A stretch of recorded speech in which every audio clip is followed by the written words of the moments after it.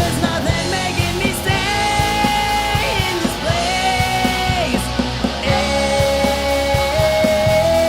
If life was simple, I'd be seeing you all of the time, and I won't be waiting for the tides to find me alive. If life was simple, we wouldn't be so far away.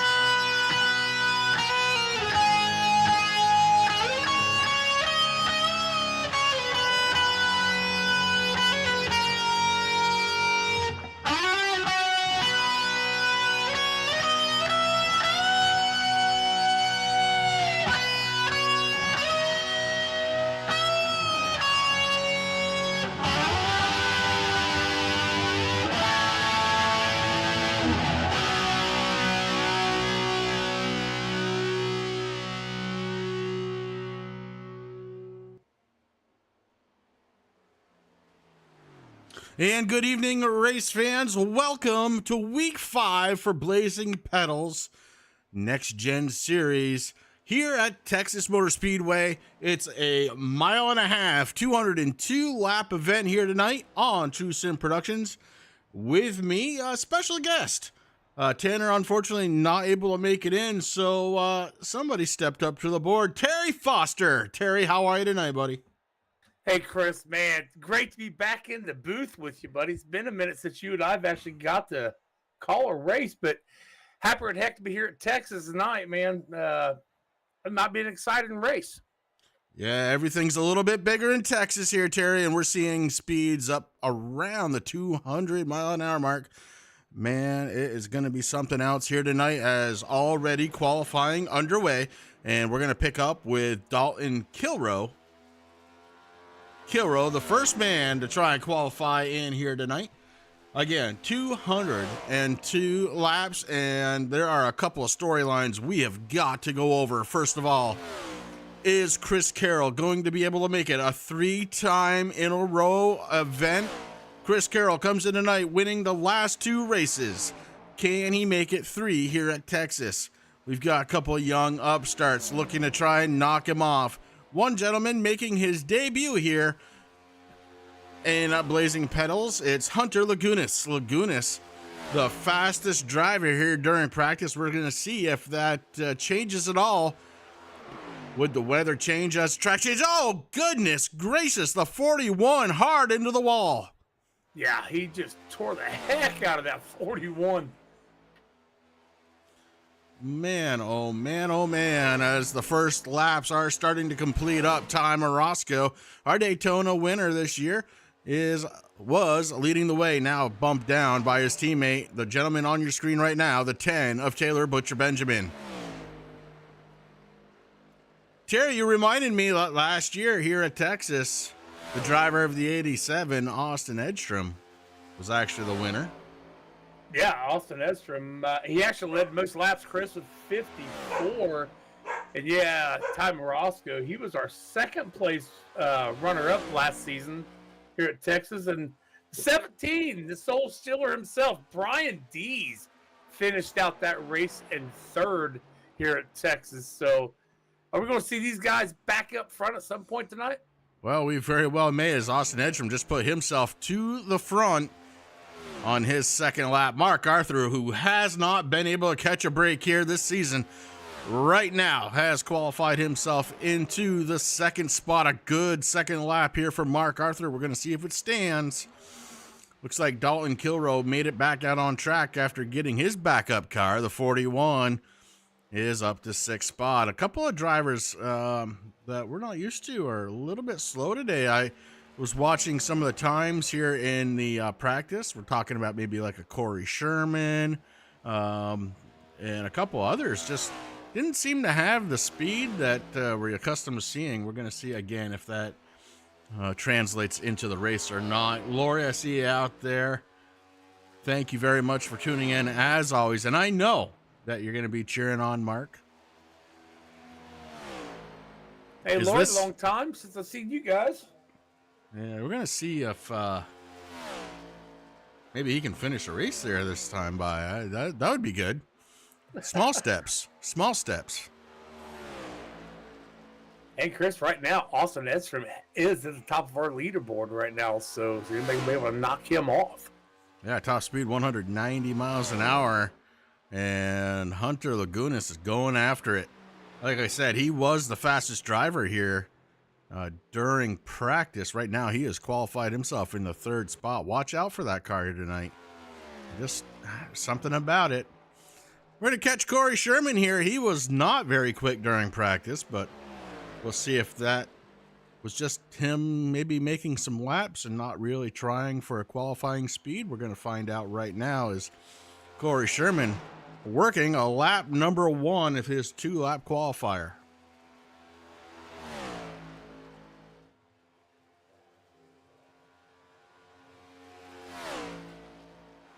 Hopefully everything is looking good and sounding good. So far it does on my end, buddy. Excellent. I love it. Oh, the 3-car into the outside wall. So a couple of times now, we've seen drivers get into that outside wall. And I will tell you, I was watching the practice earlier on today, and these cars are very, very tight. They are pushing towards that wall.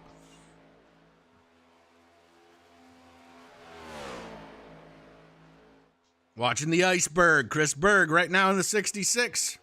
He's completed lap number 1. And 9th quickest for Chris Berg. Derek Paulson just ahead of him in the qualifier. Chris Berg will work in lap number 2. The wild man, Kyle Wellman, on track as well. Just under 5 minutes left of qualifying. Chris Berg had a little bit of a wiggle. He slowed himself down. So he's going to stay in that 9th quickest position. Kyle Wellman starting his first lap.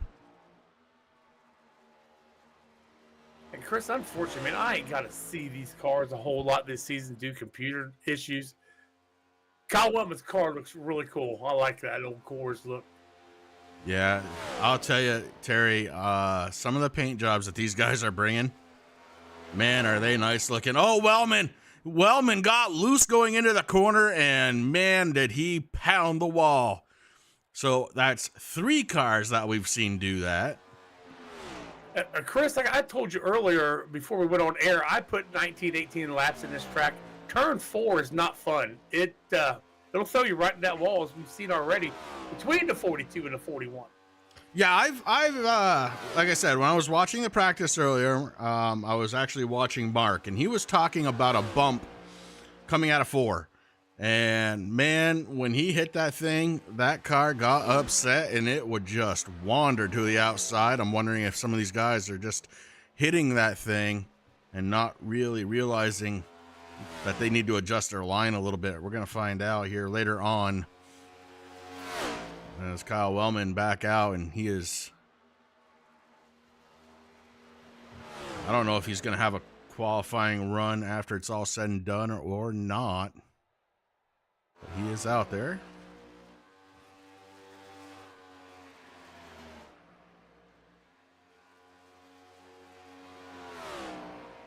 I'll go ahead and thank everybody so far for tuning in to True Sim Productions here on Sunday night to spend your time with myself and Terry. Terry, like I said, kind of a last-minute swap in here. Unfortunately, Tanner not able to make it in. Everything's okay. He just had something he had to do. Yeah, he did. I want to make sure nobody's worried. Yeah, nobody's worried. He's fine. He had to do a little traveling real quick, so he's in good shape. Dustin Ping out on track. He's working lap number 1 here during qualifying with just about 2 minutes and 5 seconds left. 2 minutes 5 of qualifying. Off from the wall goes the 81. A really small tap, but it's probably going to be enough to scrub the first lap. For those that don't know, here in iRacing, if you touch the wall during qualifying, that lap typically does not count. We're going to see if it does this time by or not.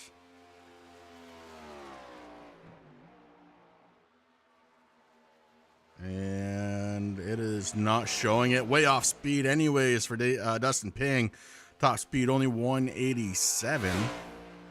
It looks like he kind of bobbled on the bottom there coming off of turn 2 a little bit, Chris, in that 81 car. Yeah, that's what I thought I saw too. And yeah, this track, these guys are going to be racing this track as much as they're going to be racing each other tonight. And we haven't really had that this season. Lap 2, a little bit better here. He kept it clean up to 14th quickest for Dustin Ping. Dave Seats out there in the 14. Dave just finishing up his first lap, up to 18th quickest so far.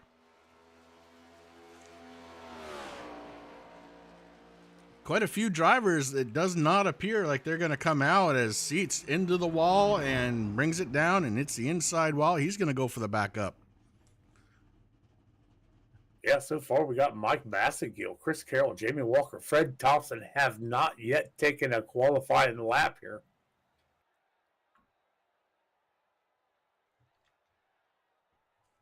Boy, just like that, I believe That's going to be it for qualifying. No race control tonight. Race control also having a family emergency tonight, and that one, I will say, let's keep him in our thoughts and prayers, as unfortunately had a loss in his family. Tom Frias.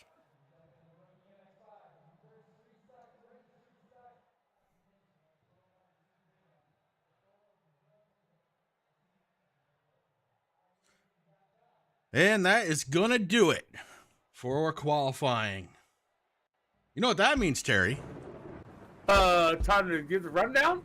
Time to do the grid. I love the grid. It's fun. Love the grid. You're going to have to do it all, buddy, because every time I'm always trying to pass, mine would mess up, so it's all yours. You don't worry about that. I got you covered. On the pole, it's going to be the number 87 of Austin Edstrom. To his outside, able to qualify in second spot tonight, the 12 of Mark Arthur. Starting inside row number 2, it's going to be the 27 of Hunter Lagunas. And to his outside, the 1 out of MFRD, Ty Morosco. The 10 out of MFRD, Taylor Butcher Benjamin, going to be starting in the 5th spot. And his teammate to his outside in the 17, it's Brian Dees. John Perkins, going to start in the 7th spot with his Speed Mafia number 33. And to his outside from Limitless Motorsports, the number 11 of Mike Hamlin. Starting in 9th. From MFRD, it's the number 6 of Derek Paulson, and to his outside, the 66 of Chris Berg. Starting in the 11th spot, the driver of the number 41 out of MFRD, it is Dalton Kilrow, and to his outside, out of TNA Motorsports, it's the number 89 Lone Dutchman, Philip Van Vliet. Starting in the 13th spot, out of Five Kings Motorsports, it's the Wild Man driving his 42, Kyle Wellman. To his outside, out of Blackhawk Motorsports, the 81 of Dustin Ping. Starting in the 15th spot, it's going to be the 13 of Alex Harris. To his outside, it's going to be the 9 car of Jason Bauer. Starting 17th tonight out of TNA Motorsports, it's the 3 car of Corey Sherman.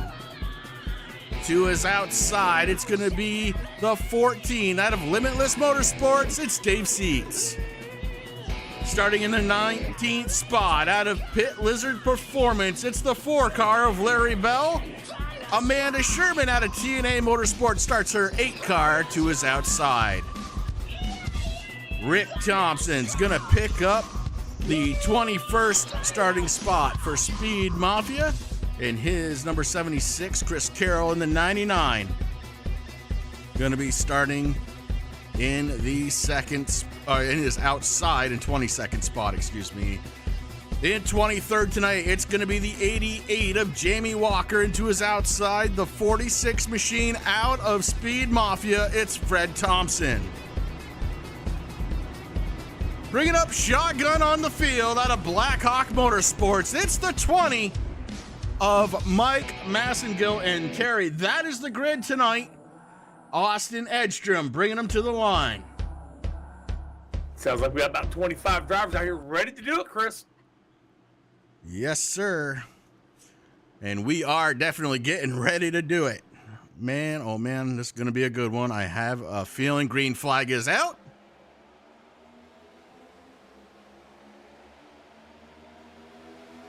And Austin Edstrom with that pole, able to keep it on the downside, and he has the race lead. Hunter Lagunas from 3rd up to 2nd. Mark Arthur already working backwards on the outside, gets a little bit of help from the 1 car. Ty Morosco may have given him just a little bit of a boop to try and get him back up to that 3rd spot, and it worked out for Mark Arthur. Now in that 3rd spot.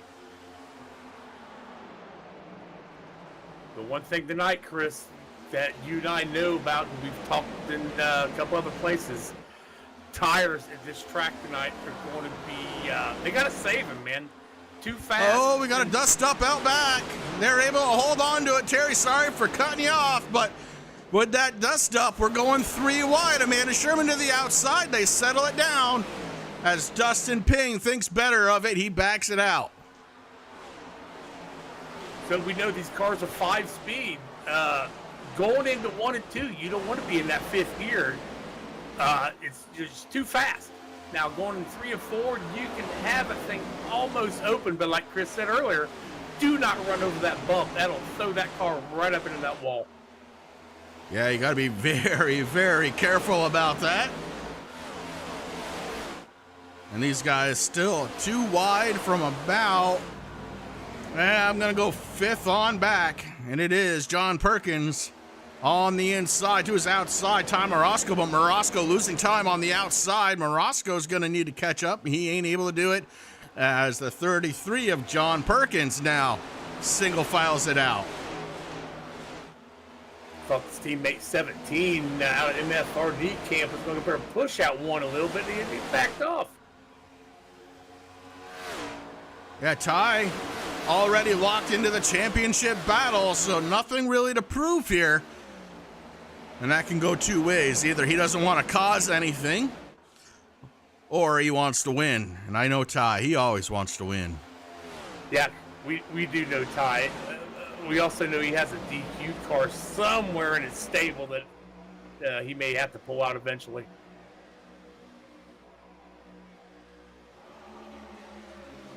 So starting to single file out right now as Brian Dees and Dalton Kilrow are the first cars going 2 by 2. And what a run on the outside for Dees. Dees is still going. Brian Dees picking up a spot and a half, maybe 2, as he's now on the outside of Derek Paulson. The outside starting to roll.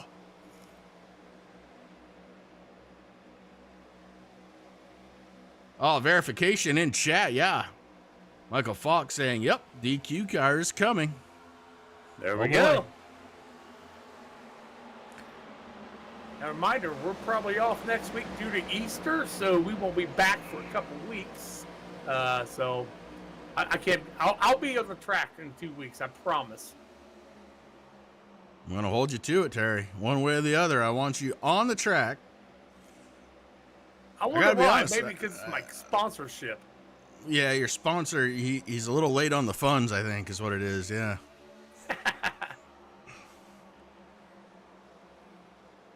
Austin Edrum continues to lead this one after winning last year. Different car, but same results so far. Austin Edstrom strong here in the beginning. He's got a 2.6 second lead over Hunter Lagunas, who now is being challenged by Mark Arthur. Arthur down on the inside, and here comes the Soul Stealer right behind him. Brian Dees in the 17 looking underneath Lagunas.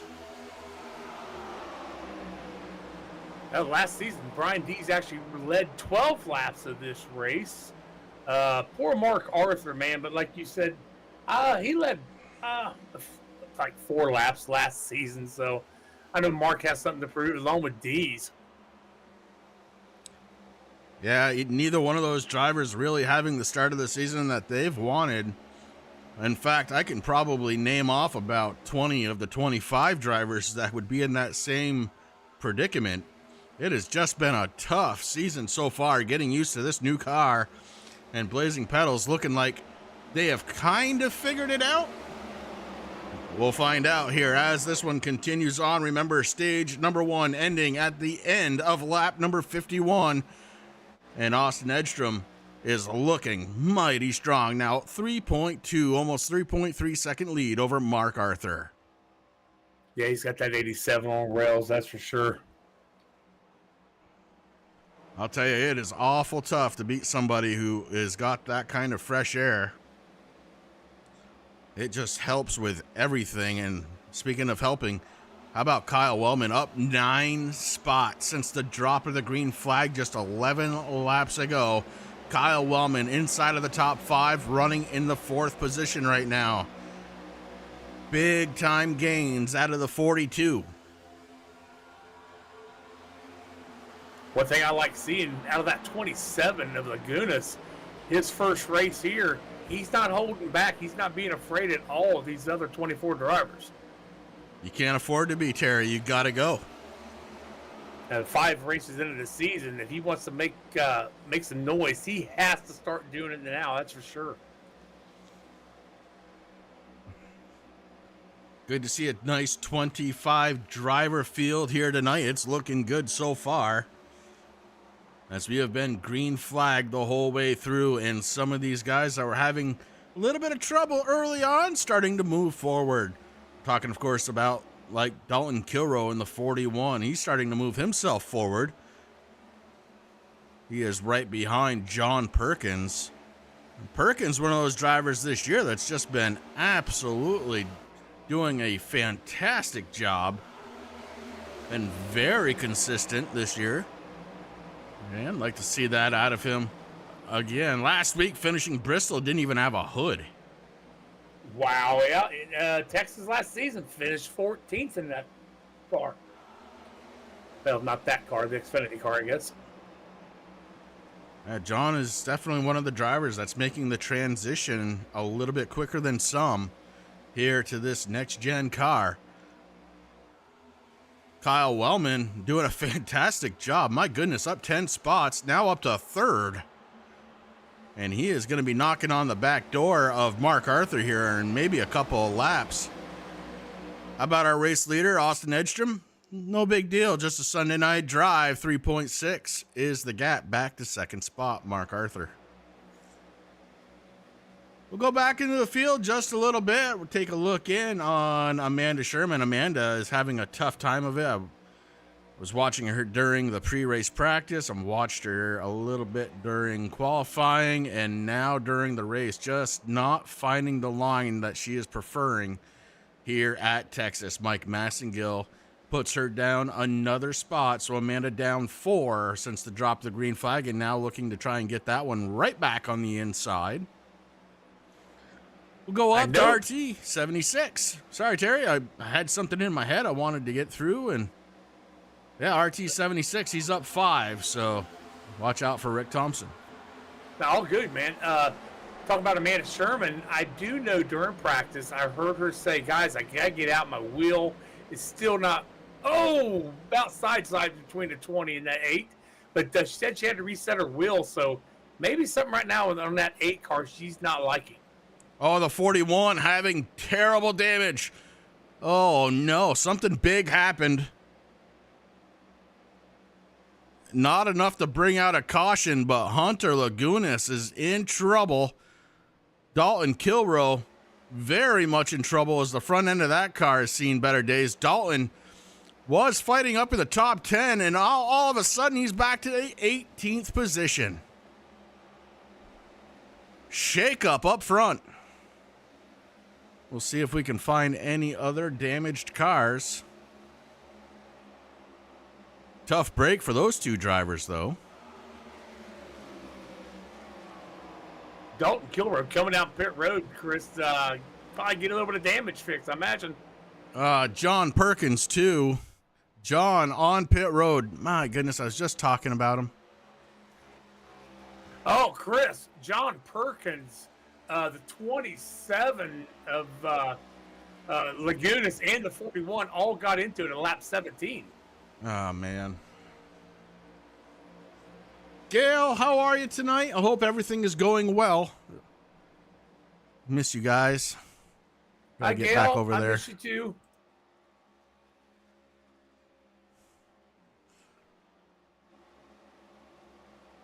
Well, up front, 1st, 2nd, and 3rd have got gaps over each other.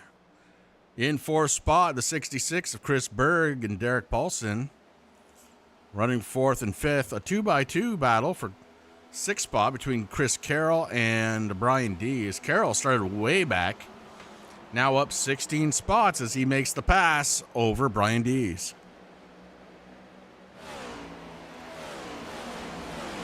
I hate to say this, Chris, but wasn't you just giving props to that 33?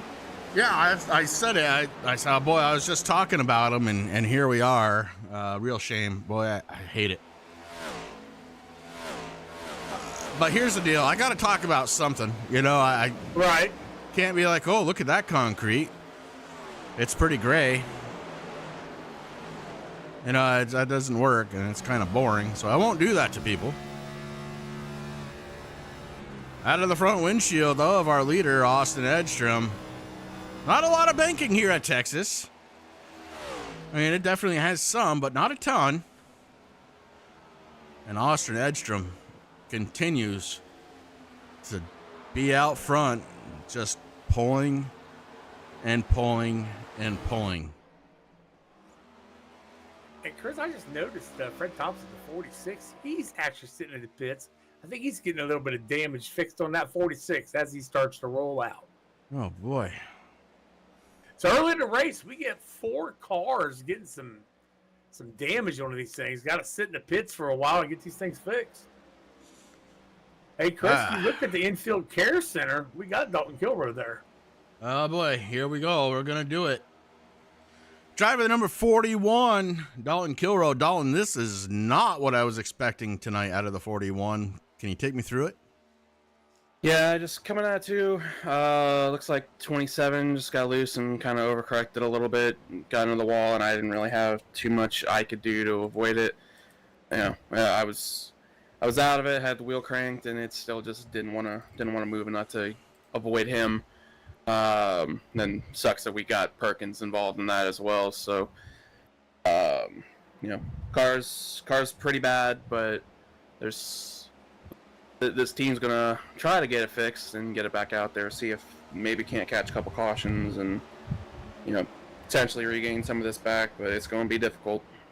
Yeah, awful tough to make back everything you're going to lose tonight, especially when you start looking at the big scope of things, right? The points. Tonight's not going to be a win for you tonight. Yeah, unfortunately not. But hey, I mean, it's a long race. Anything can happen.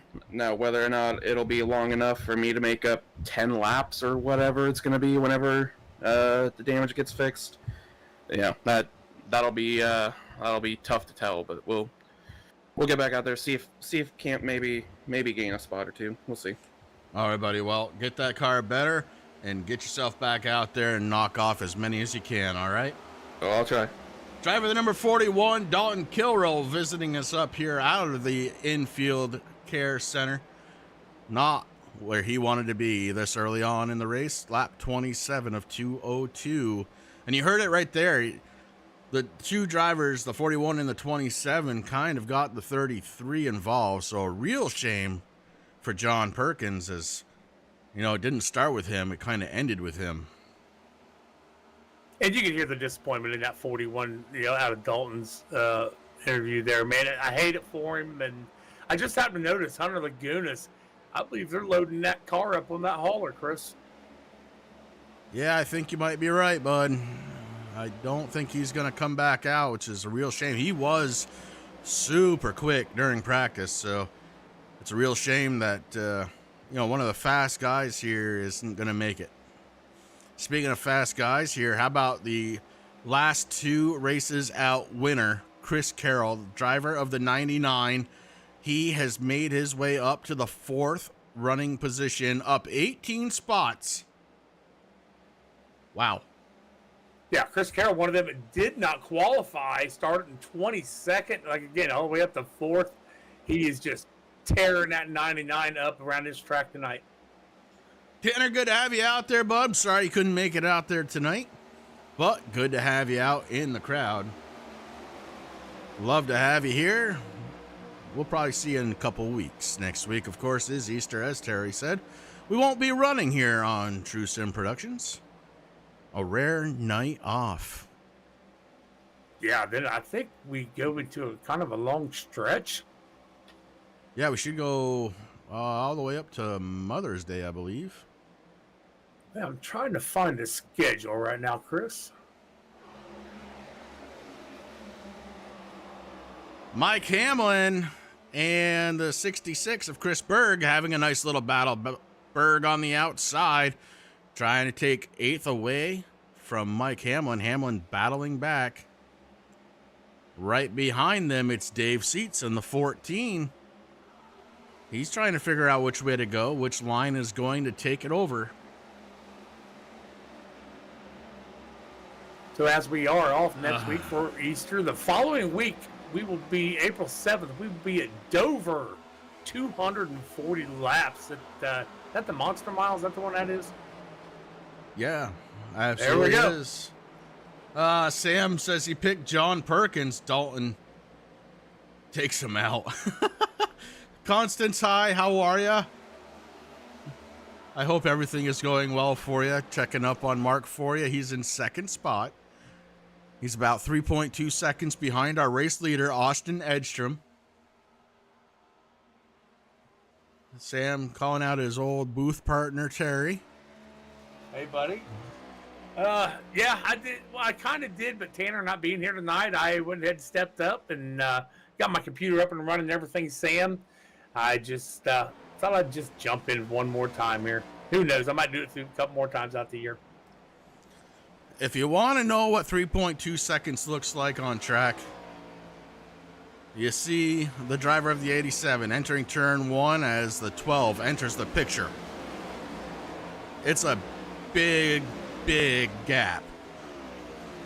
And you know just as well as I do, when you're sitting in that car, you can see that car in front of you. It's like, why am I not catching him? Yeah, it's terrible. It's just not a lot of fun. You're like, I'm doing everything I can. I just can't quite get there. And yeah.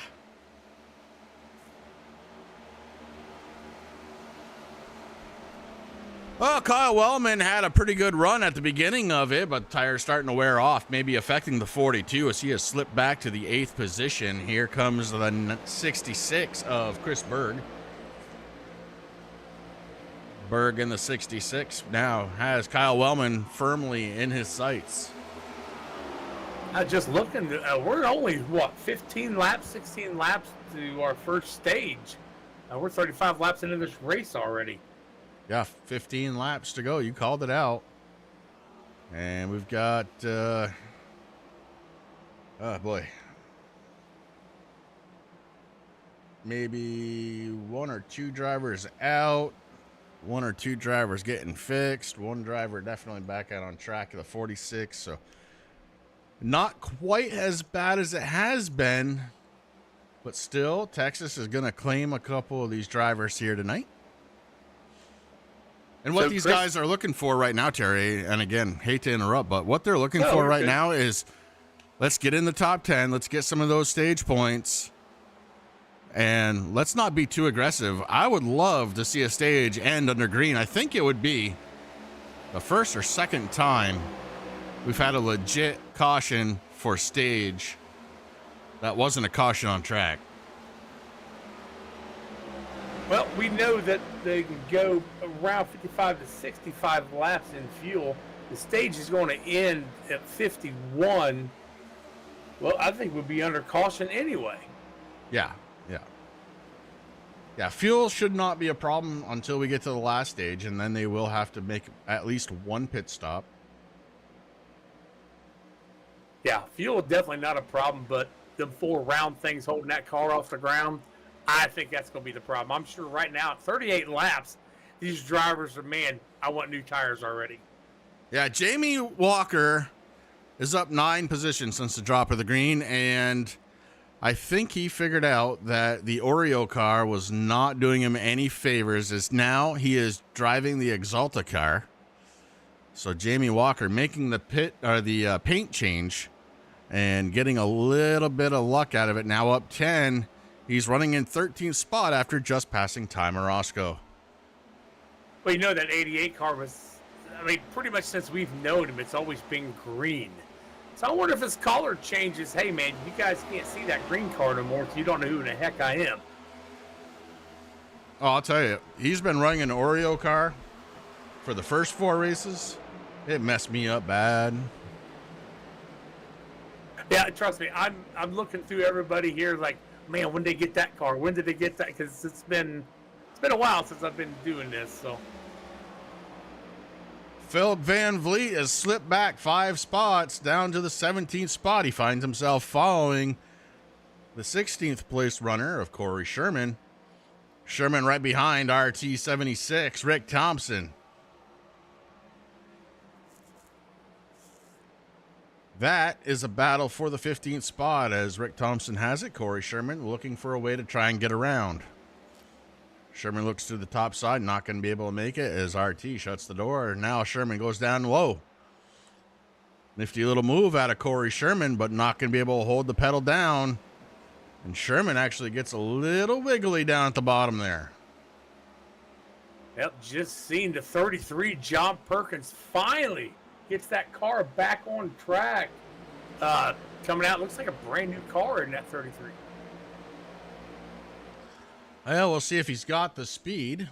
They fixed the body, but did they fix the engine? Heavy damage. Absolutely. Top 3, Edstrom, Arthur, and Chris Carroll. Derek Paulson, Brian Dees rounded out the top 5. Then it's going to be Mike Hamlin, Taylor Butcher Benjamin, Kyle Wellman, Dave Seats, and Chris Berg. If the stage were to end right now, those drivers are taking home some bonus points. But of course, it's not. We've got about 8 laps to go.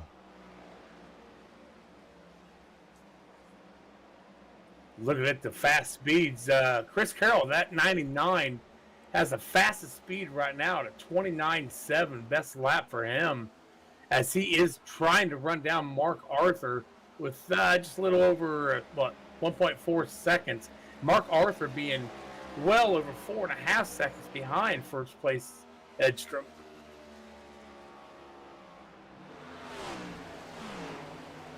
Yeah, Chris Carroll is trying to close that gap. We're going to keep an eye on that, as it is actually starting to shrink now with about 6 laps to go. Is it going to shrink fast enough? I don't think it is, but I've seen stranger things. Carroll's got some fairly clean air in front of him until he gets really close to Arthur, I would think.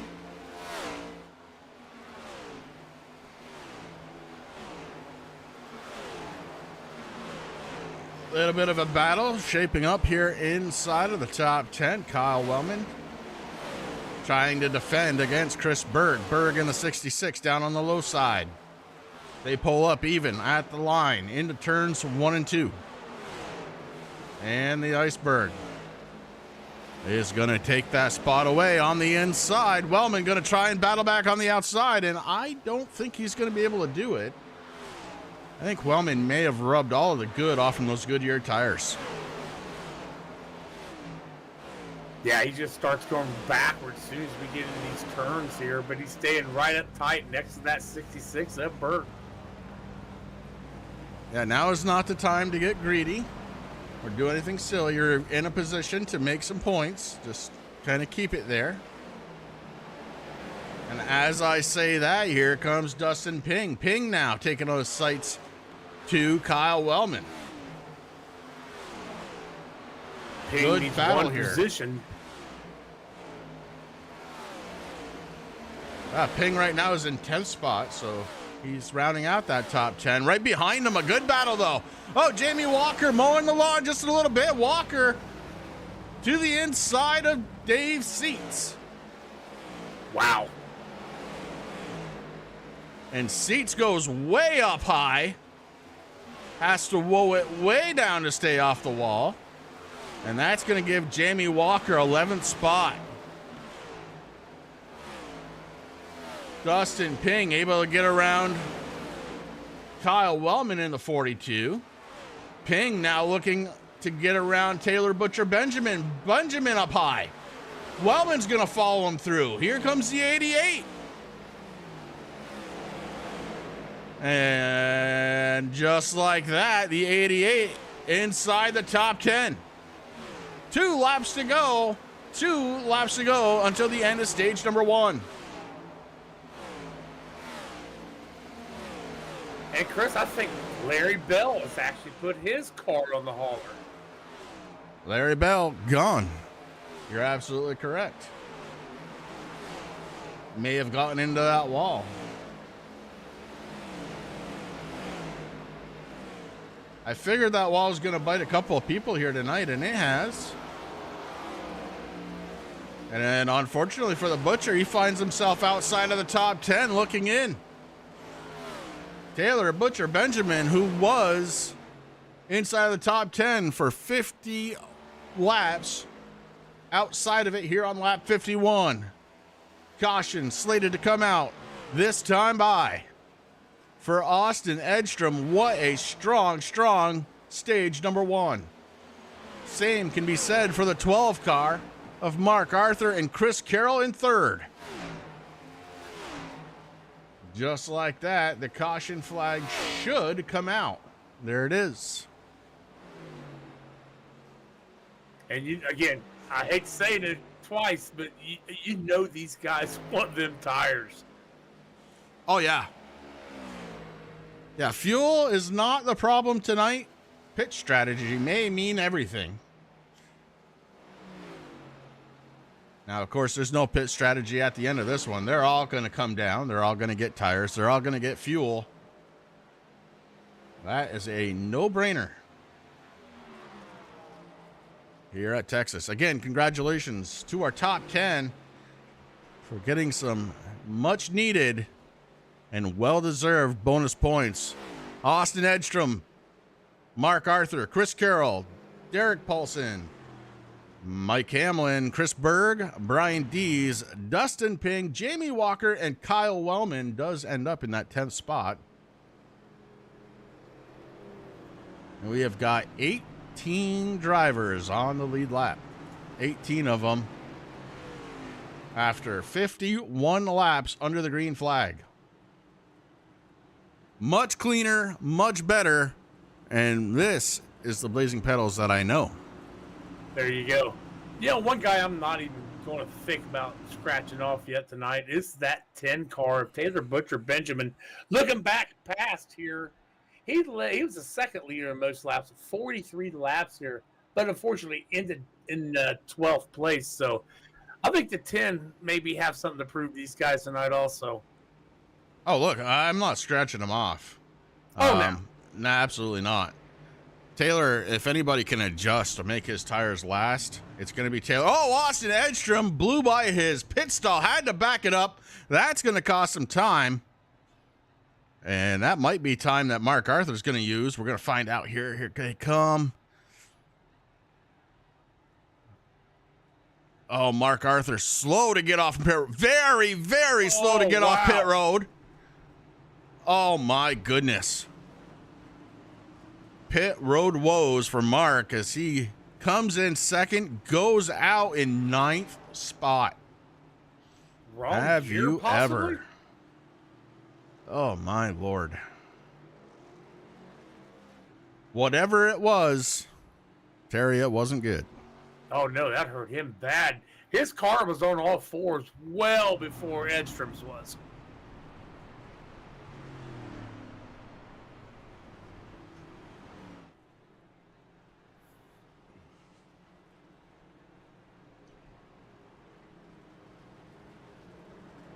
For those tuning in late, I want to welcome you to Texas Motor Speedway, Blazing Pedals NextGen Series live here on True Sim Productions. I want to thank you for tuning in. If you haven't done so already, please do make sure to hit that thumbs up button. If you haven't done it yet, feel free to hit the subscribe button. You'll get notifications anytime True Sim Productions goes live, and it's more often than not.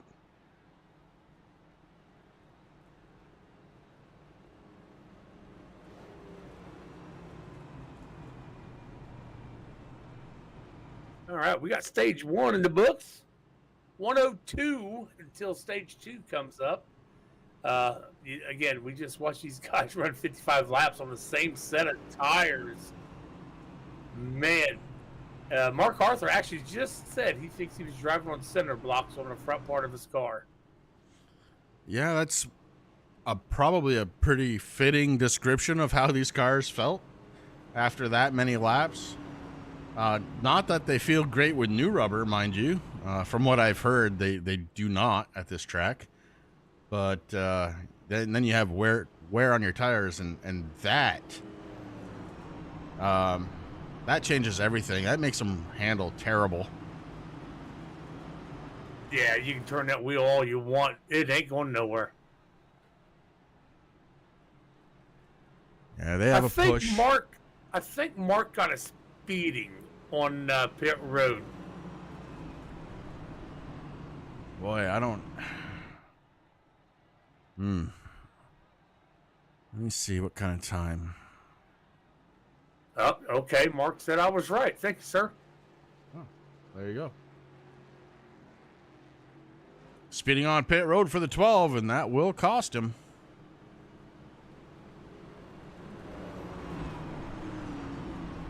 And maybe that's why he wasn't in a big hurry to come out, as Mark is going to be restarting in the 18th position.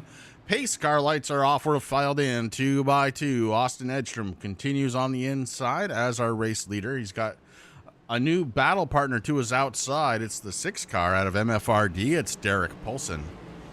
Mike Hamlin's going to be restarting in the 3rd spot, and to his outside, Chris Carroll.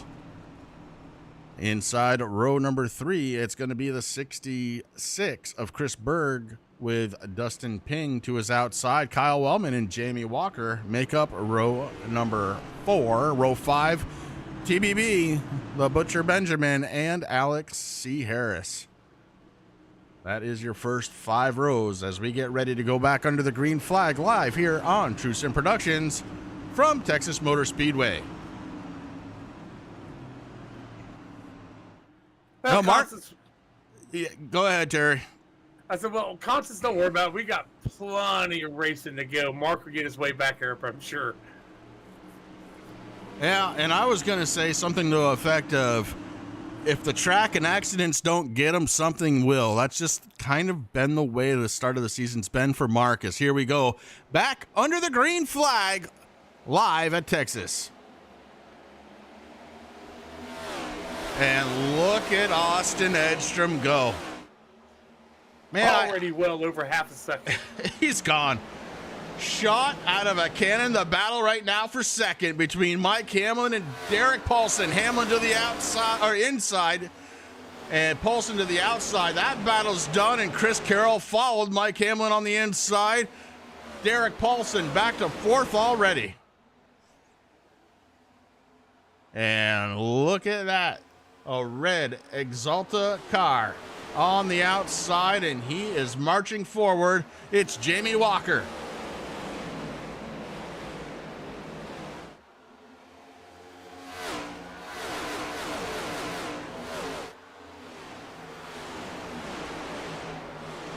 Walker going to make his way to the inside. Chris Berg may have given him just a little bit of friendly competition room there, as we had one to the outside wall. That may have been the 14 of seats.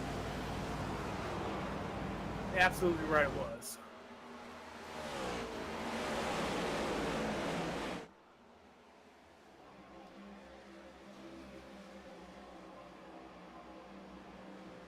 All the way back to the 9th position before we see a battle, and that didn't take long. Dave Seats has corrected himself, and to the inside around the 42 he goes.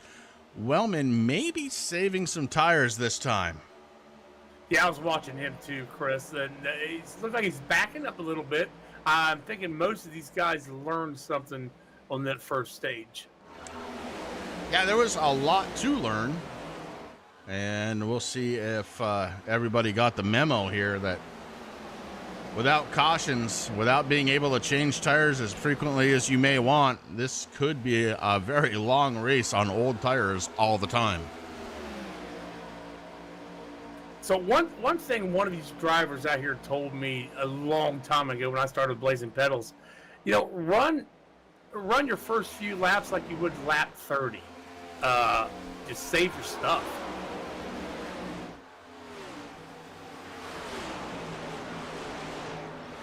A little bit of a hornet's nest up towards the front. It's been straightened out so far, but the 11 of Mike Hamlin stuck on the outside. Hamlin's trying to make it work on the inside, the 81 of Ping.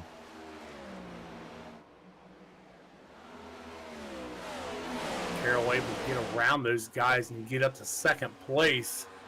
About a second and a quarter, 1.28 behind Edstrom right now, trying to run him down. And that might be a battle for not. Nobody has been able to seem to catch him, but we'll see if Chris Carroll can. 1.29 and growing as we're talking. Edstrom has got this place figured out.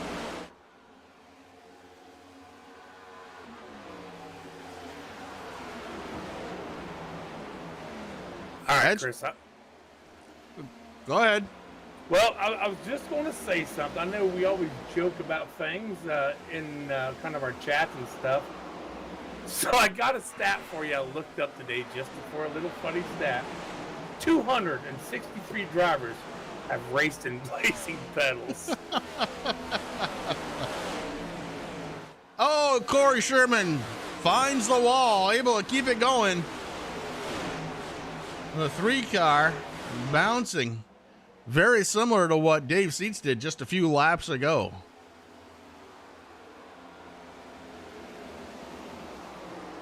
You can only do that so many times, Terry. You know? Yeah.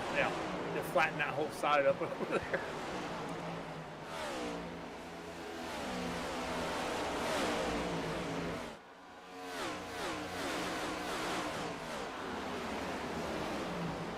Corey Sherman doesn't appear like he's lost too much in the way of speed after hitting that wall, but I guarantee you that he has changed his line ever so slightly to try and stay off from it again. As right now, he is doing battle with Kyle Wellman, looking to try and climb into the top 10.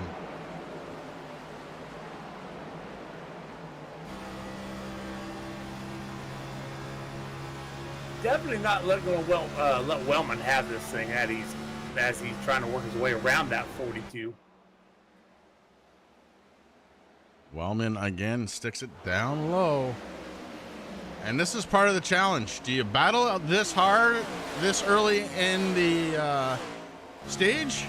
Do you just let him go, knowing that you're probably going to catch him back up later on? Little cat and mouse game right now. Up front, it is still Austin Edgstrom. The gap back to Chris Carroll, 1.9 seconds. 1.9 is the gap to second spot.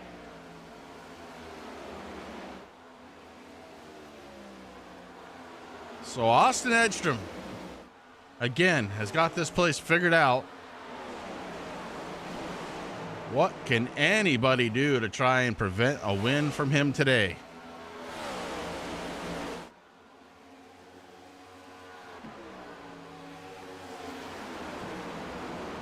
Right now, 19 drivers on the lead lap. Mike Massengill was able to get a lap back courtesy of the Lucky Dog.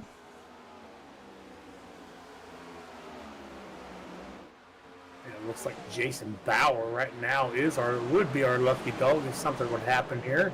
But again, last time we were here, Chris, we had 13 leaders, 27 lead changes. I don't think we're going to see 27 lead changes tonight. No, I don't think so. Not the way Edgstrom is pulling. But again, I caught it out of the corner of my eye, the 3-car into the wall. Brian Dees down low. Oh, they make contact. They make contact, and they're able to keep it going. Oh, Corey Sherman sideways in front of the 17. Corey is lucky. Oh my goodness, is he lucky? Nobody made contact with the 3-car, but around it goes. Oh my. We just happened to be on the driver when it happened. Let's take a peek. We'll look at it again. Yeah, we've seen him hit the wall a couple times, and now it's starting to play havoc on him. You just see it. The rear end kicks out like maybe he throttled up a little too quick. The 10-car, the 76, really nifty move. Had to go into the wall to stay out of him. And to arrest, Corey Sherman comes here at Texas. So caution number 1 on the evening.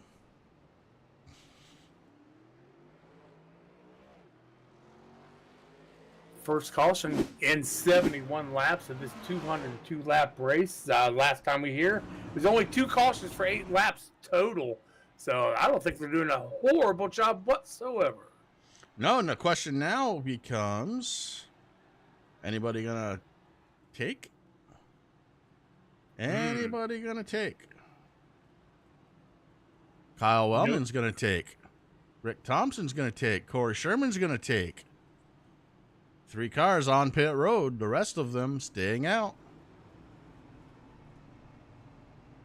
Kyle Wellman getting 4 tires. Wow. I would. I don't know if I would do it this early, but I would. I'd plan on using them all. Oh, absolutely. Heck, I might visit somebody that's already walked out of the race asking for another set. Can't hurt.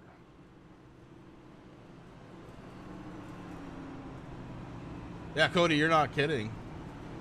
That could have been way worse than it was for Corey. Who, as it is just going to lose a little bit of time.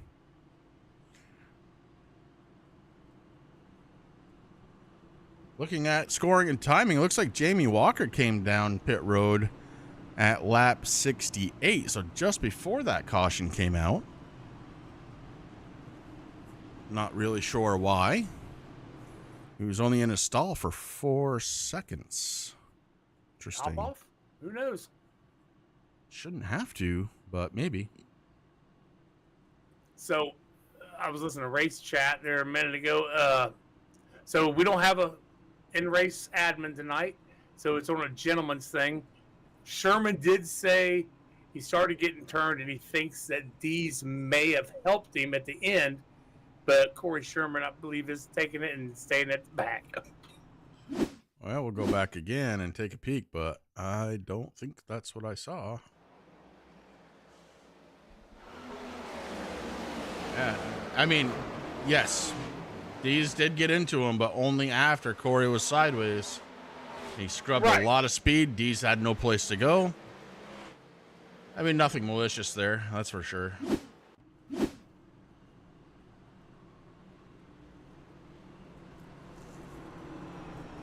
Yeah, so I believe that 3-car Sherman will actually have to start in the back. So, yes, he was actually given the EOL. They gave it to him twice. Whoops. He's 2 laps down now. No, I'm kidding.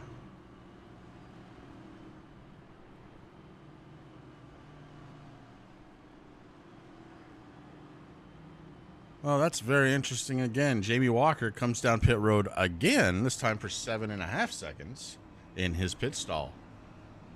Well, remember, Chris, he went through the grass that one time. I'm wondering if he didn't maybe hurt the front clip a little bit.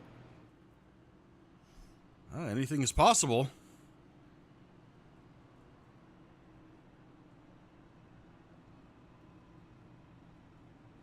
Pace car lights shut down. We're getting ready to go back under the green flag, 1.5 miles away from it, in fact. Jamie Walker coming back down pit road again. Okay, there's something going on there.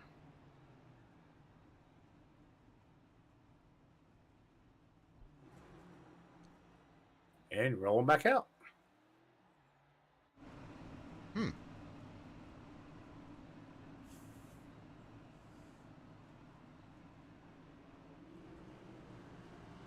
The only thing I can think of is he prefers the handling with a little bit more fuel. It's the only thing I can think of. Mark Arthur's, I'm listening to chat. Mark Arthur saying how much he loves this car. I bet he is.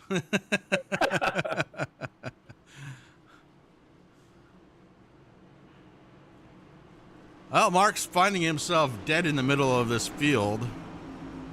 I guess I shouldn't say it like that. He is in the middle of this field. Still rolling.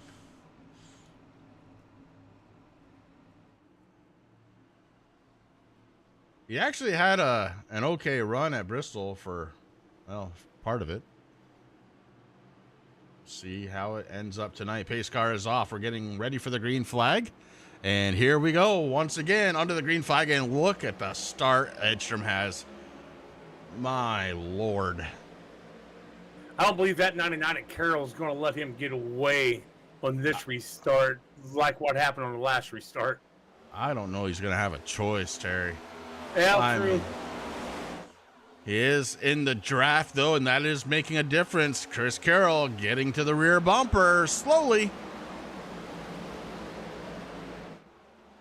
A battle for the third spot happening right behind our race leaders. It's between Dustin Ping and Mike Hamlin. That's been situated out. Dustin Ping takes the third spot. And here comes Chris Carroll, winner of the last 2 races, looking for the race lead here at Texas. Lap 76.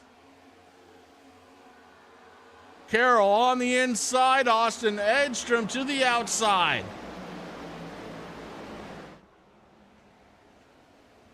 Put a piece of paper on those 2 cars in between them because, man, it was tight. And Edstrom edges out Chris Carroll for the race lead that time by, but now Carroll powers into turn 1. And we've got our new race leader for the first time this race, 77 laps in, and here comes Edstrom. Battling back on the inside, maybe some contact there between the 2 drivers. Across the start-finish line, and officially, Edstrom has not led every single lap so far here at Texas. Why these 2 guys are battling in the third spot, Dustin Ping has actually started reeling these 2 in. That is exactly what's going to happen. The governor reaching out in chat. Yeah, if those cars stay side by side, that's going to give the opportunity for the third place Dustin Ping to try and catch them, but they have gone single file. And those 2 cars may stretch out just a little bit. And now Chris Carroll is going to put a little bit of a gap on Edstrom. That clean air making all the difference here.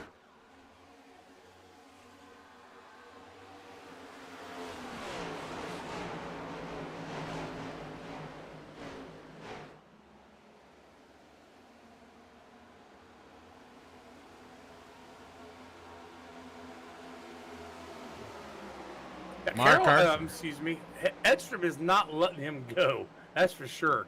No, Edstrom isn't going to be happy unless he's leading.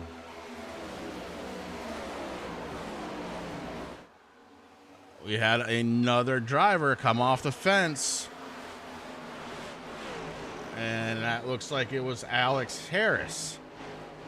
So the 13 car meets the wall. Guys, this is not the track we're supposed to be getting stripes at. That's Darlington. I've got to wait before we go there. Carroll, Edstrom, and Ping, your top 3. A little bit of a gap back to Derek Paulson in 4th. Mike Hamlin, Chris Berg. Dustin Ping leading 21 laps last season here. Finished the race in 10th, 1 lap down. So Dustin does know how to get around Texas. Caution on the track.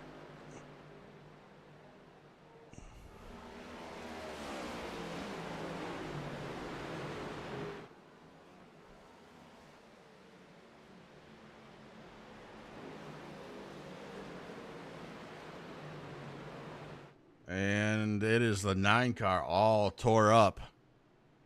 Jason Bauer. The front end of that car has seen better days. Let's go back and see what happened to him.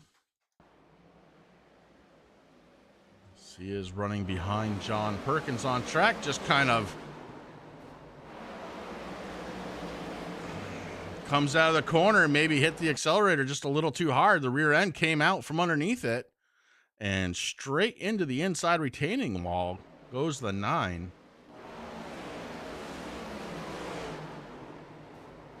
Jason Bauer is that car that needed to get that lucky dog.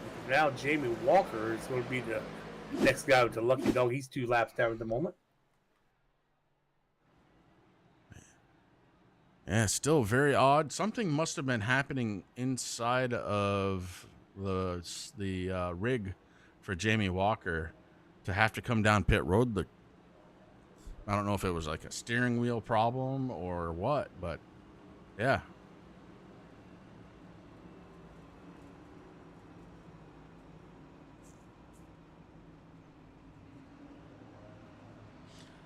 So for the second time here tonight, Make it third time here tonight. The caution lights are on, 2 times for a caution on track, 1 time for a stage ender.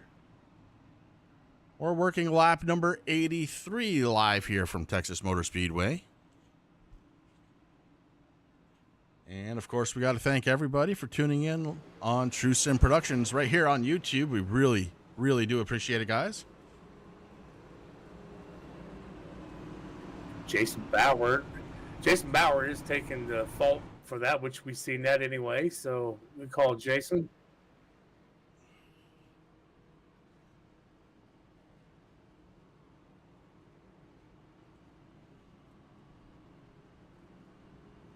Just a little update for Lori and Candace. Mark Arthur currently up to the 8th spot. So we restarted. He was 13th, now back up to 8th. Chris Carroll and Austin Edstrom are going to be battling it for the race lead once again. As Edstrom's going to find himself in a position he hasn't been all night. He's going to be outside pole to restart. Yeah, he's definitely going to be able to hit that loud pedal when he wants to. He's going to have to wait on that 99 now.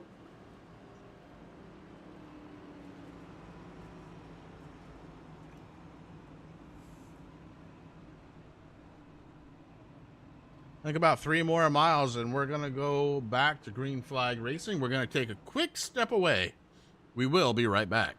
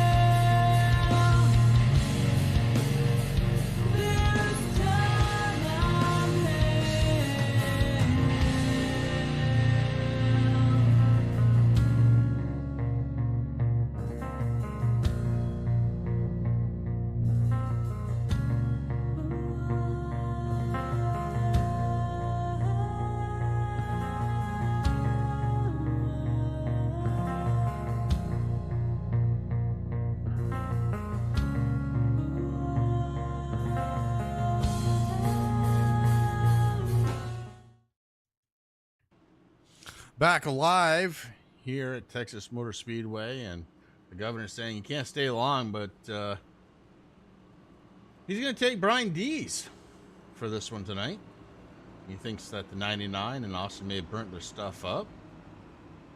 Jason Bauer's going to be back out there in about 12 minutes. As the caution lights go off, getting ready to go back under the green flag live here at Texas. Going to be interesting now. That 81 behind these two guys.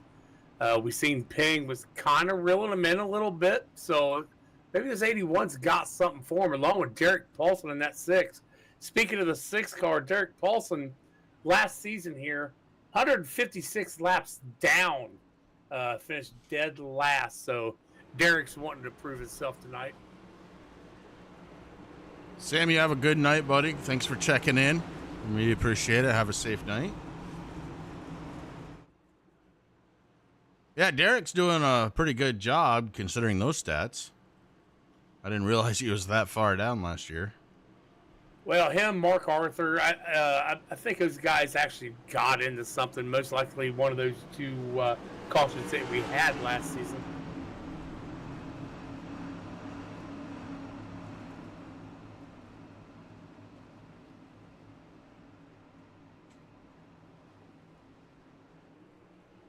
Chris Carroll with control of the field, just waiting for the pace car to drop down onto pit road. It does, and we get ready for the Geico restart zone.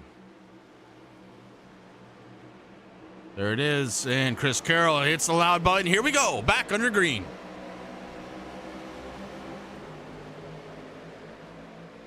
Chris Carroll with a good restart. Austin Edstrom able to hold on to the 2nd spot. Definitely a big jump out of that 99, just same as Edstrom was doing to him earlier. Mike Hamlin in the 11 working the inside. He's going to try and get by the 66 of Chris Berg.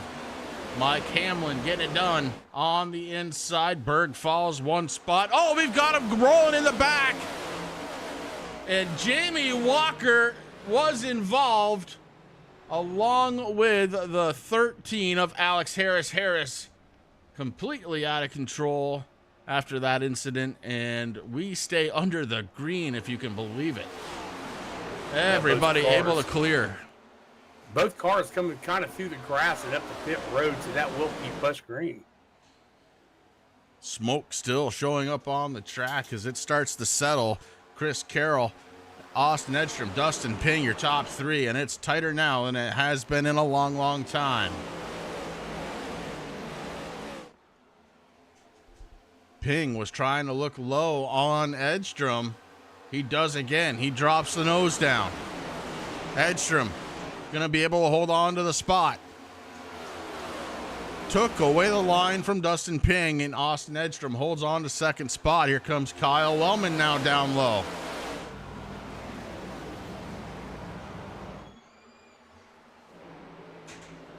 Kyle Wellman not able to get there.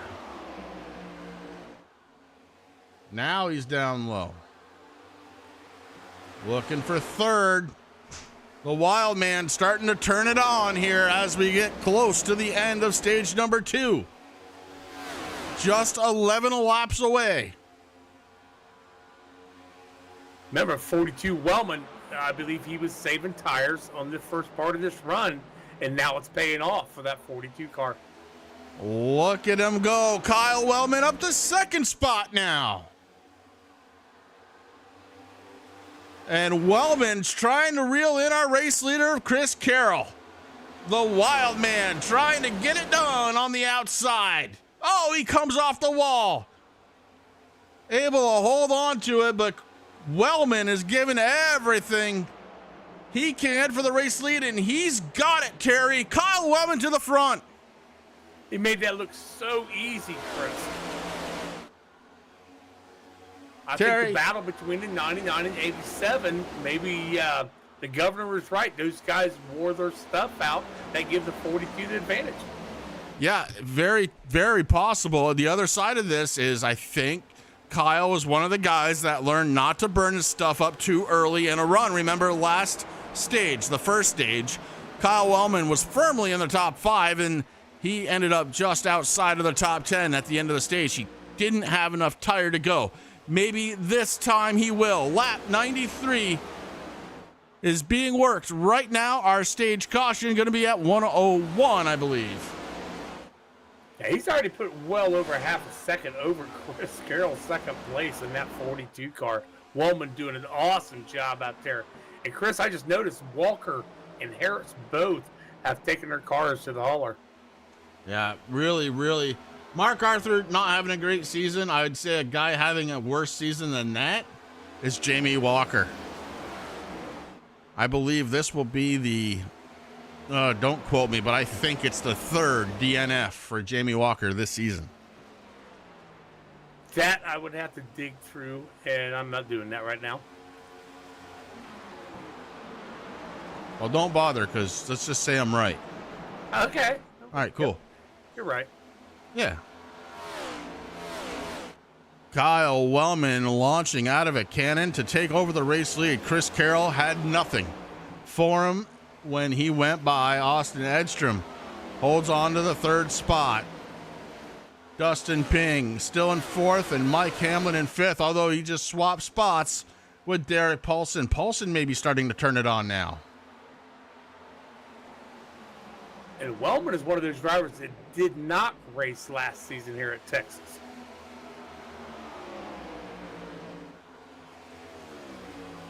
Kyle's had some unfortunate stuff happen to him so far this season, but this could be the thing that makes that kind of all disappear in the back of his mind.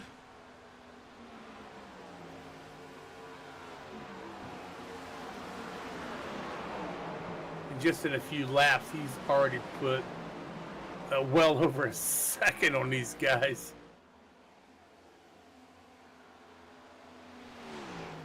Well, Kyle's got the nice fresh air now up in front of him. He does have a lap car that he may be able to track down before the end of stage number 2.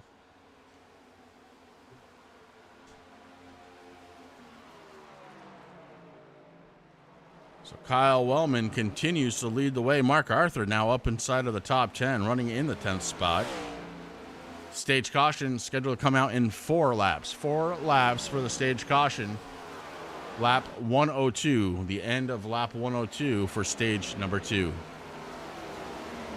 46 of Fred Thompson moves down low to get out of the way of our race leader, and Kyle Wellman now has a lap car between himself and second place, Chris Carroll.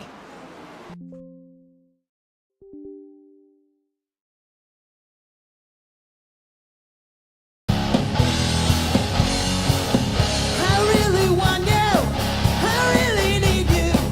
You are the one that is always stuck on my mind. I keep on thinking, girl, it's just crazy that there's an ocean between us and this isn't right. It's breaking my mind. If life was simple, I'd be seeing you all of the time, and I won't be waiting for the tides to finally align.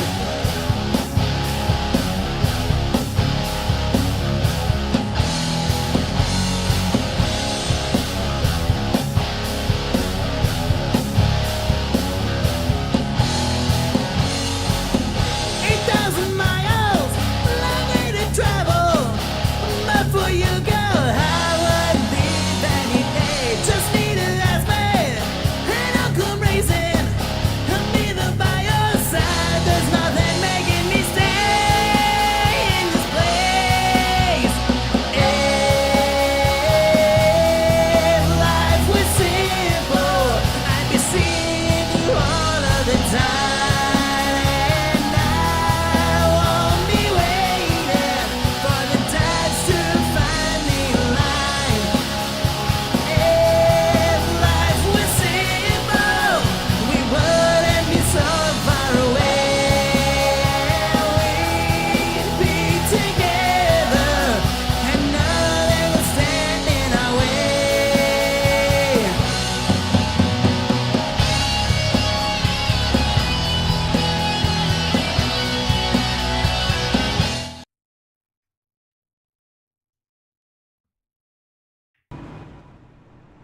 Man, oh man, Terry, all I can say is I am so sorry. I had a wee bit of an issue, but it should be all better now.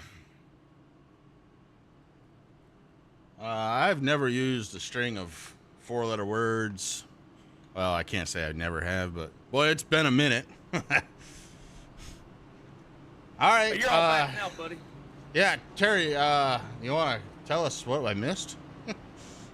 Well, as I was trying to find you, because I thought you might have left, but Kyle Wellman come in as the race leader. Chris Carroll came out the race leader. So that's really all I know, because I was just kind of watching what you was doing, and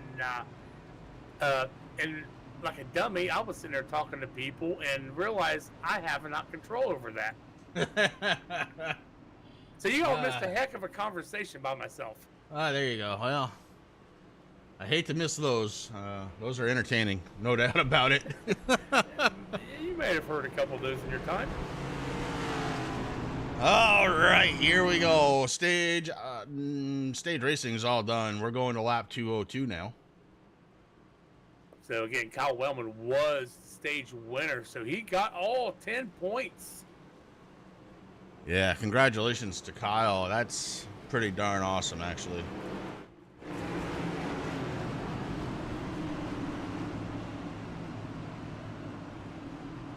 Ladies and gentlemen, I apologize. Some things are truly out of my control, and I got back just as quick as I could. Well, pre-race mine did it, during race yours did it. That's it for tonight. Yes, sir. Pace car drops down onto pit road. We get ready to go back under the green flag once again.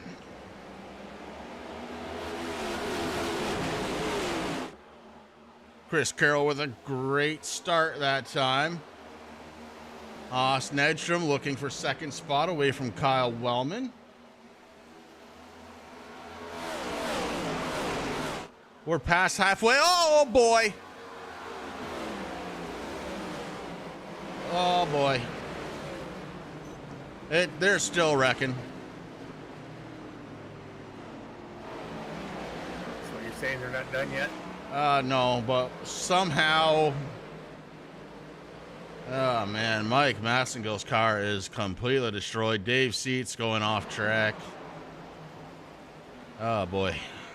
Somehow we stayed under green. I guess that's the important thing.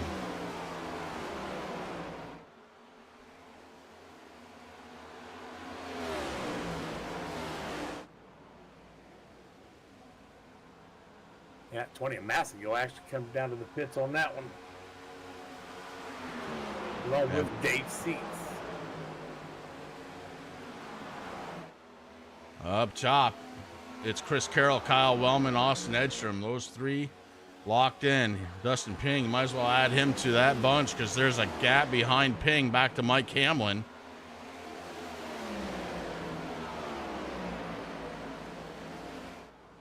Hamlin sits in the 5th spot. Derek Paulson behind him under the challenge of Ty Morosco. Morosco trying to make it work on the outside. Inside of him, it's the Soul Stealer, Brian Dees. Dees ends up passing Morosco. So Dees up to 7th spot.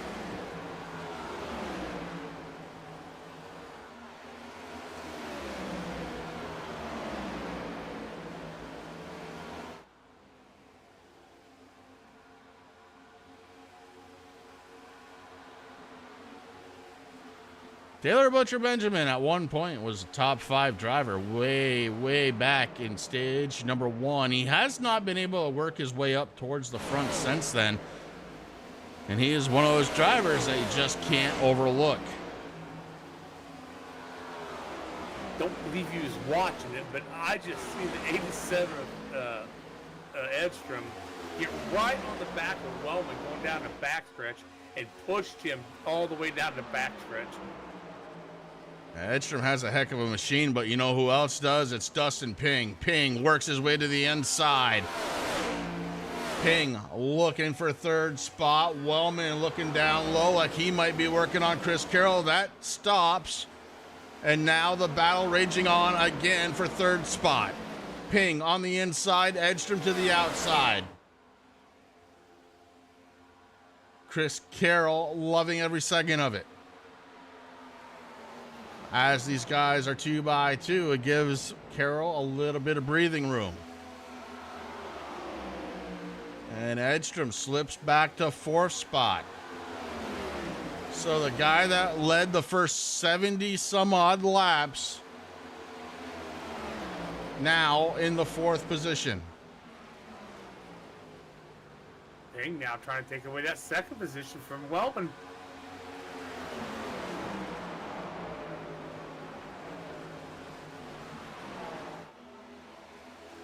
About halfway through this run, I believe we're going to see, hopefully we're going to see, some green flag stops for tires. The first people, the first guys down pit road are going to be those that have beat the tires up the most.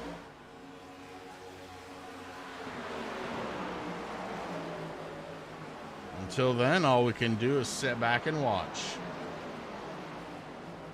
Speaking of that, I think King in that 81 is just using him, man, trying to get up that 99 at Carroll as he closes in.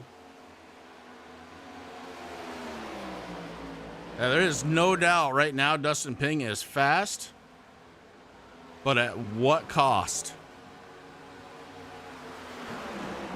Well, he's bringing the 42 Wellman with him, too. We've seen what Wellman done the last stage where he backed up a little bit and just able to just drive around these guys, saving them tires. He ain't doing it now. No. No, the wild man is back.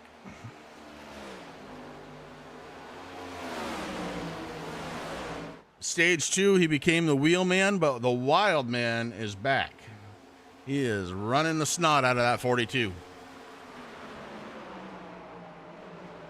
And I believe through this race, the top 4 has not been this close until now. I think you're right. Austin Edstrom may be looking for third spot again as he goes to the outside. Wellman gonna drop back to fourth. Good job from the 9 of Jason Bauer to stay up high enough to not get in the way of this battle.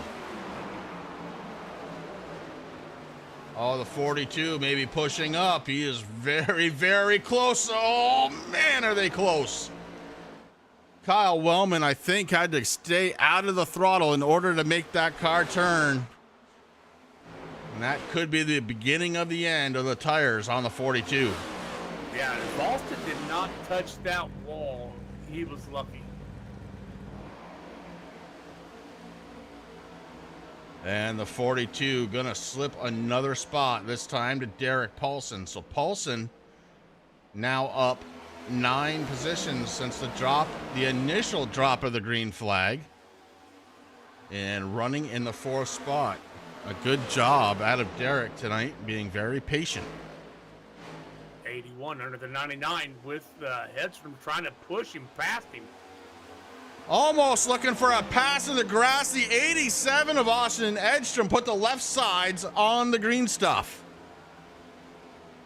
And that's going to give Ping the lead over Chris Carroll. My goodness. What a battle raging on here in the top 3. Guys, there's still about 81 laps to go. They're not listening, Terry. I don't believe they are. As that time by, I believe Chris Carroll may have held on to the race lead just by about a bumper cover, though. Wow. Ping back in the 2nd spot. Edstrom looking down low. Chris Carroll doesn't know where to go. He takes it down low. The 81 stays up high. Ping.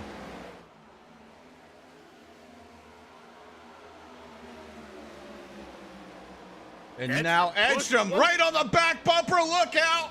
Oh, man, the 99 held on to it. Edstrom was looking for a pass come hell or high water, and it didn't happen.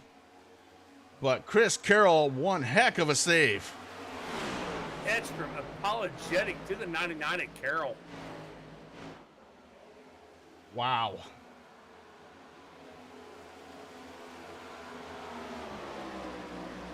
Shades of super speedway racing here at Texas, because these guys are putting the bump draft to work up here in the top 3.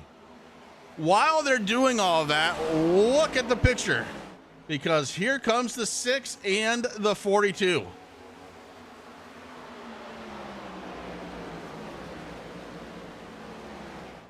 Six just reeling these guys in.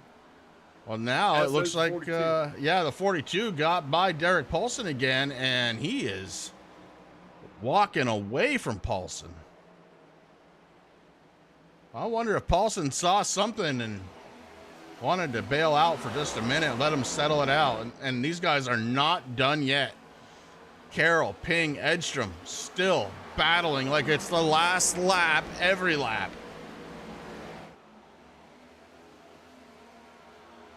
Great fight up here for the race lead. Yeah, definitely. Ping not willing to let it go. Carroll not willing to give it up. And meanwhile, the 42 right back to the top 4 and ready to strike. Here comes Edstrom. Edstrom now takes a shot to the inside. Maybe thinking Ping had his chance and wasn't able to do it. Edstrom working the inside. At the line, it was too close to call. Too close to call at the line for 2nd spot. But Edstrom going into 1 has it. So Ping has got to reload and get ready to fire again. He's going to have to do it quick. He's got Wellman right on his tail. Yeah, and now Derek is catching the back bumper of the 42. So whatever Derek saw to kind of let Wellman go, he figures it's okay now. Yes, he is there. Just a little ways behind Paulson is Mike Hamlin and Brian Dees. These two drivers aren't that far away either. Ty Morosco sitting in the 8th spot. TBB in 9th.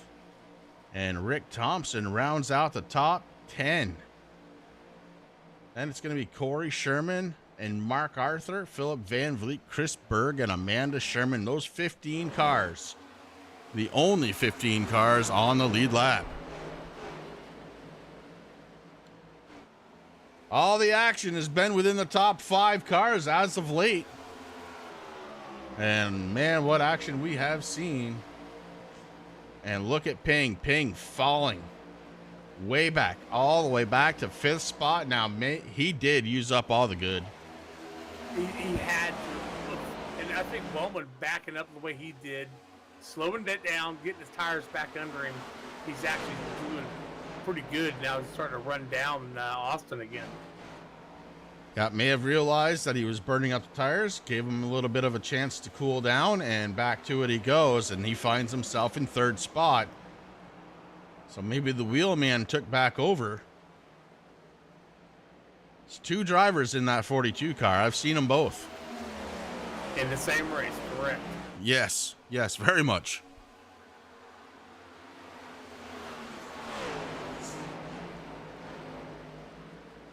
Paulson ever so slowly, and that 6 is, I think he's starting to reel that 42 in just every so bit.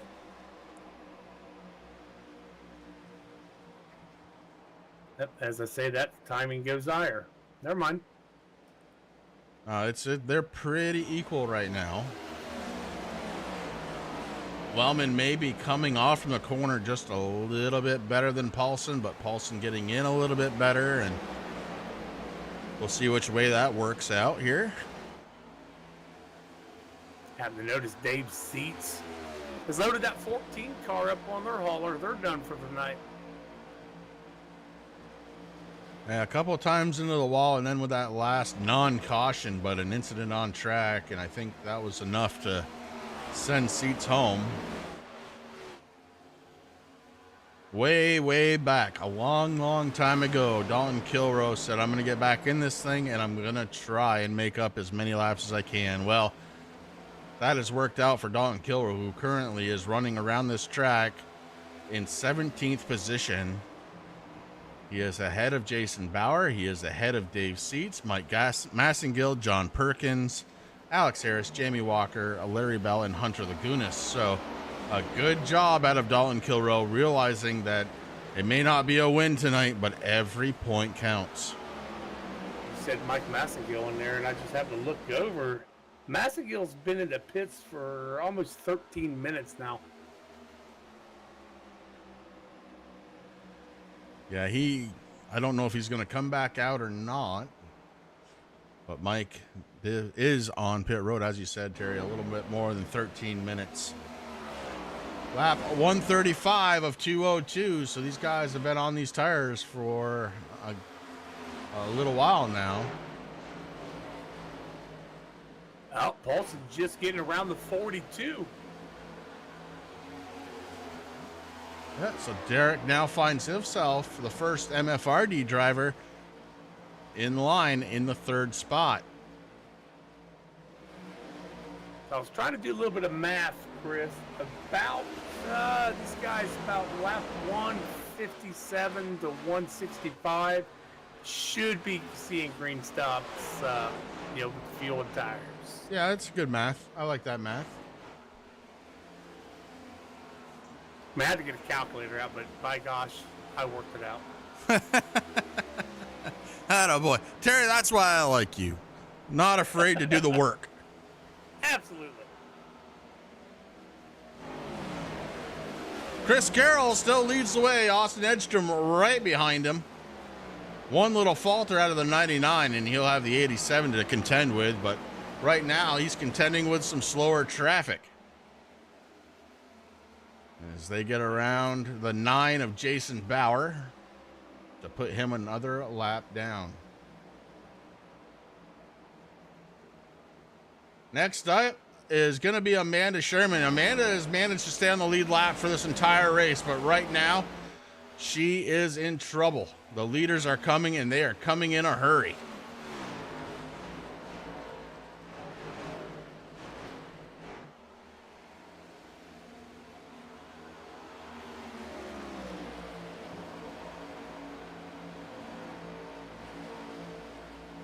Just never seem to get this track just right, and right now in 15th spot, maybe getting ready to go down her first lap of the evening to our race leader, Chris Carroll. Not horrible, 138 laps, and made us able to stay on that lead lap. Oh, Carroll way down. Almost got himself sideways working down that hard, but able to hold on to it. He gets around Amanda and around Fred Thompson in the 46.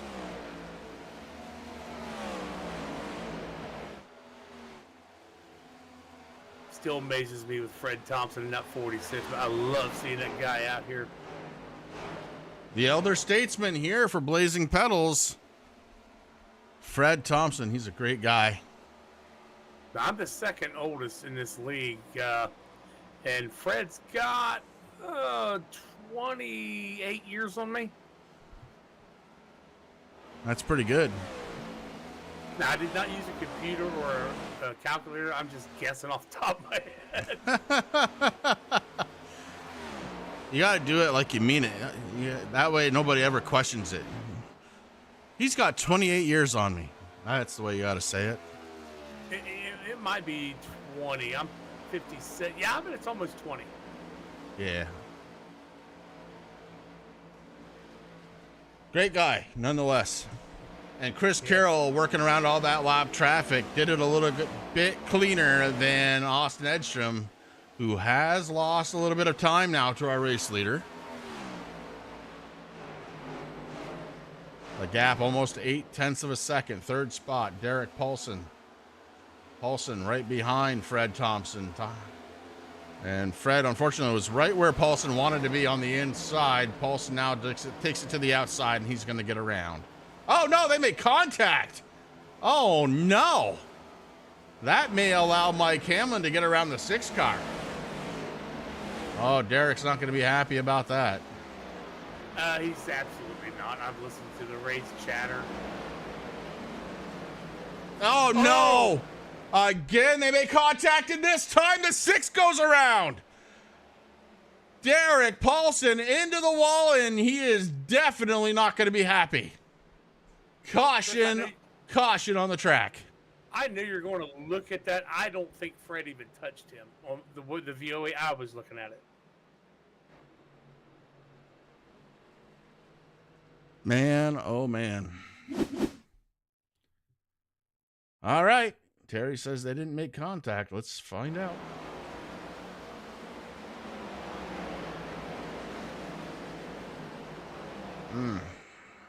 If you get a back view of that, I don't believe Fred touched him whatsoever. Let's see. We're going to do that. And we're going to do that. No, he did not. 100%. That dirty word. Dirty word. I'm not even going to say it, netcode. That said, I'll be right back. Derek is still not going to be happy. No, he's not. Oh, boy. Well, this is going to change everything now as Amanda is going to get her lap back. And every single one of our leaders on pit road.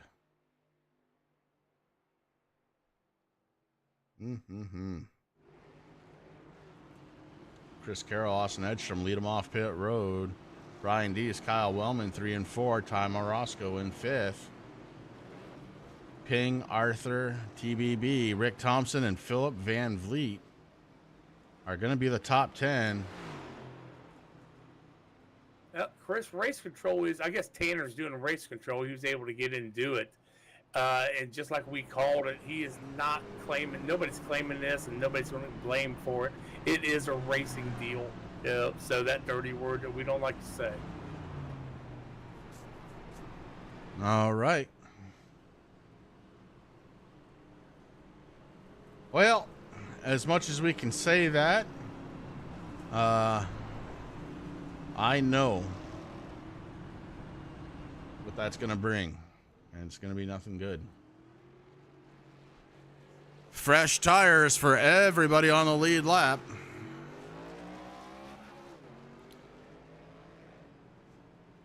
So, here's the thing, Chris. Everybody's getting the fresh tires, full of fuel. Fuel-wise, I believe they can finish this race. Yes, I can. Tire-wise now, I don't know. Yeah. Who has got a set to spare? Just in case. Philip Van Vliet, Amanda Sherman, and Chris Berg on pit road for your lead lap drivers.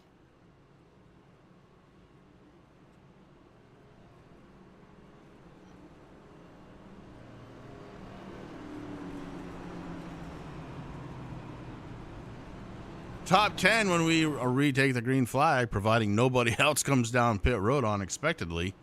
It's going to be Chris Carroll, Austin Edstrom, Brian Dees, Kyle Wellman, Ty Morosco, Dustin Ping, Mark Arthur, TBB, Rick Thompson, and Corey Sherman.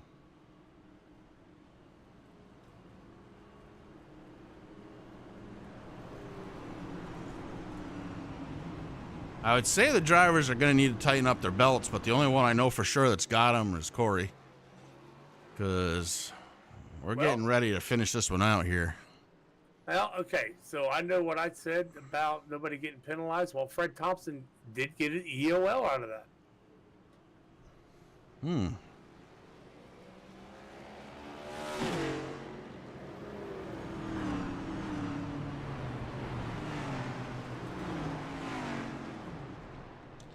Pace car lights are off. Less than a mile and a half before we kick back into the green flag. Right now under caution.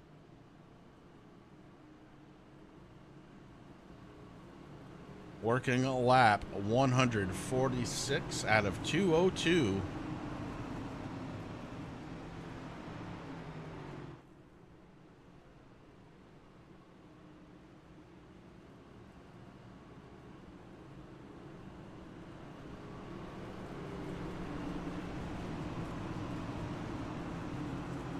Can Chris Carroll make it 3 in a row? I think the car directly behind him has something else to say about that. Being 17 of Brian Dees.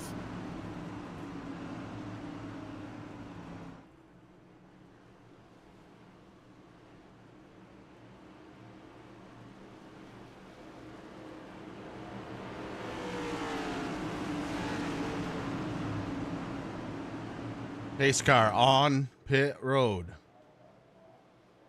Waiting for the restart zone. We're in it, and Chris Carroll hits the loud pedal. We're under the green flag.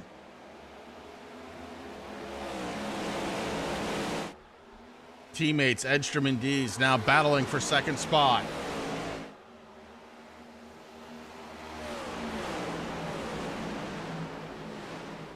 The 42 of Kyle Wellman takes it way to the outside, able to gather it back up, but they're 3 wide right now. Mark Arthur in the middle. RT76 trying to stick his nose in. They straighten it out. They go 2 wide. Mark Arthur trying to figure out a line to go in. He has got to figure it out safely.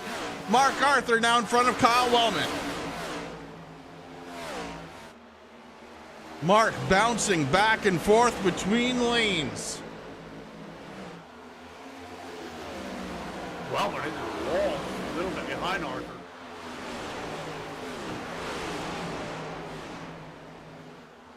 Oh, 76. left front corner of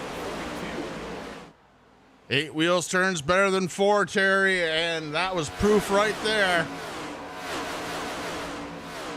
As RT76 may have used the 42 just a little bit to get around that previous corner. Chris Carroll leading the way. Brian Dees in second. Austin Edstrom in third. It's MFRD running second, third, and fourth right now.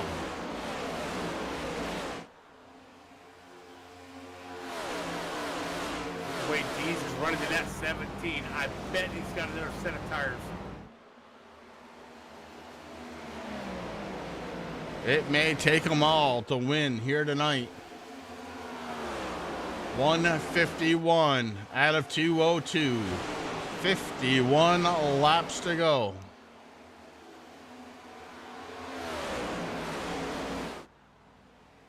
No calculator.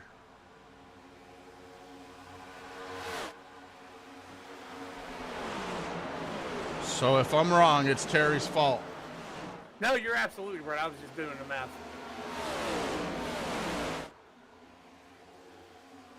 Chris Carroll leads Brian Dees and Austin Edstrom. Edstrom leading the first 70 plus laps here, but has been unable to make it back to the front since then. Last season's winner here at Texas.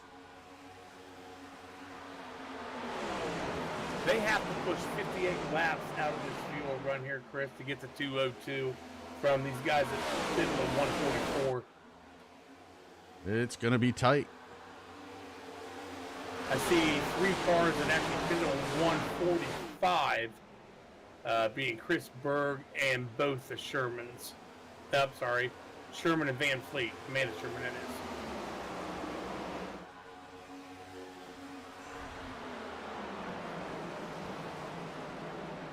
Yeah, Corey was actually 144 when he came down pit road. Yeah, Amanda and Van Fleet was 145. So the guys behind Chris Berg in that dirty air, are they using more fuel? Well, you'd like to say no, in theory, because they have the draft. But I don't think this is going to come down to fuel. I really don't. But what I do think is Brian Dees is working the inside of our race leader right now. Oh, he couldn't get there. Chris Carroll slams the door shut.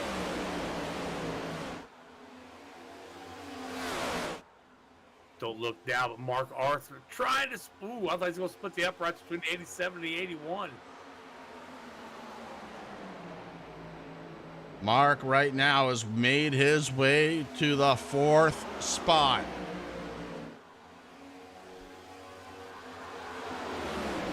Since the speeding violation on pit road, this is the highest he has been. He may not like the car, but right now he's doing everything he can with it. Mark Arthur up to 3rd spot here on lap 157. Battle for the race lead. It's going to be Ping and Chris Carroll. Once again, they go at it. Oh! Ping and Carroll get together. Cautions out. Our race leaders involved. Oh, man. Mark Arthur played smart. He was on the high side of that and was able to get around those two while they were turning. Dustin Ping and Chris Carroll involved. And that could be the race for both of those drivers, as there is not a long time to go. Oh, Chris, I don't know what happened to Kyle Wellman, but it shows that he's back in the pits with his hauler. I'm not sure what happened to him, but right now we're going to go back and find out what happened between the 81 and the 99.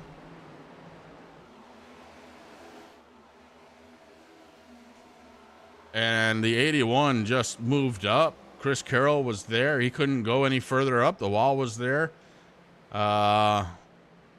It If I'm Tanner, I'm calling that one on ping. We'll find out if I'm right. Sometimes I am, sometimes I'm not.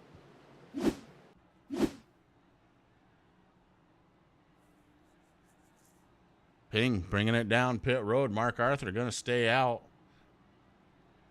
Ahead of Brian Dees and Chris Berg. Austin Edstrom in 4th. TBB going to pick up the 5th spot. Ty Morosco 6th. So top 5 full of MFRD drivers. Heck, let's add one more and make it top 6 because there's Ty. And that shakes up the field quite a bit as Chris Carroll now being scored in the 12th spot. Dustin Ping, I think, is going to get the EOL and would be 13th. And Chris, since I'm just filling in tonight, I am a racer this season. I can be biased. 10th, 11th, and 12th, TNA Motorsports, Van Fleet, Sherman, or Corey, and Amanda. So go team.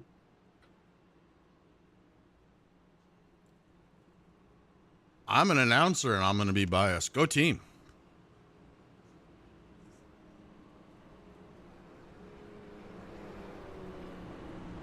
Who's going to stop me, Terry?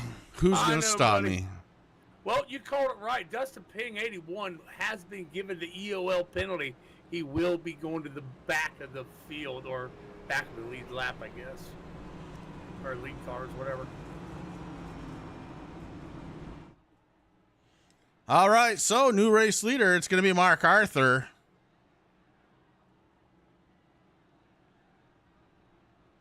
Mark up 7 positions since the drop of the green flag, but really it's a lot more than that since he had to come from the back of the field at one point after serving out a penalty for speeding on pit road after stage number 1. Mark has been battling back relatively consistently throughout the rest of the race and now finds himself in the race lead. In a car that he just loves.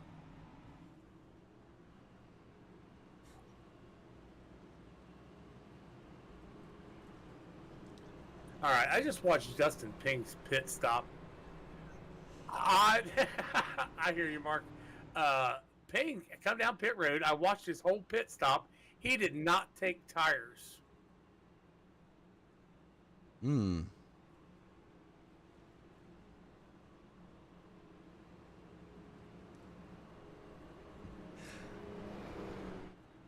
Constance, you may not be wrong there.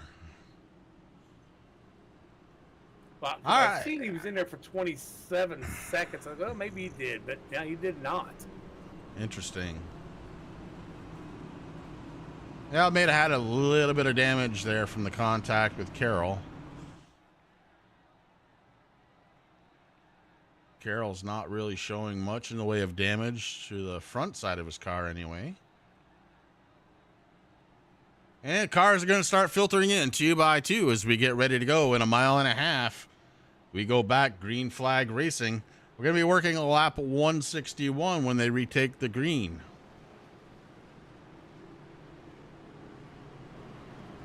Yeah, we see that, Tanner.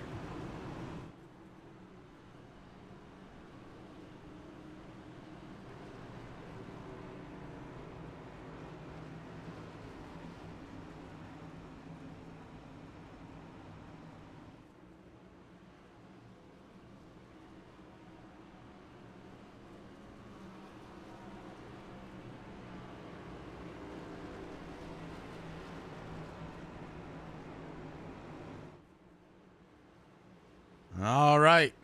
It's time to start thinking about the bet. The bet is going to be, will the winner come from inside of the top 5 on this restart or outside of the top 5 on this restart? I don't really know. There's some fast cars out back that need to make their way towards the front that may have a little bit of a grudge right now. There's some cars up front that luck says they haven't had a good season. Is this the one that's going to break that? We're going to find out right now as we get ready to go back under the green flag. Mark Arthur takes control of the field waiting on the Geico restart zone, and he is in it now. He waits till just about the end of it before he hits the loud pedal. Green flag is out. 87 Edstrom just giving Brian Dees a nice little push here at the start. Not enough, though, as Chris Berg able to pick up the spot. Chris Berg up to second position. Edstrom down low, fighting against his teammate Brian Dees for the third spot. Edstrom gonna take that one over on the inside. Austin Edstrom trying to make it 2 in a row here at Texas. Mark Arthur trying to make it his first top 5, maybe a win here at Texas. You got to believe that he would be happy with a top 5, but a win would be even better, even though he loves this car.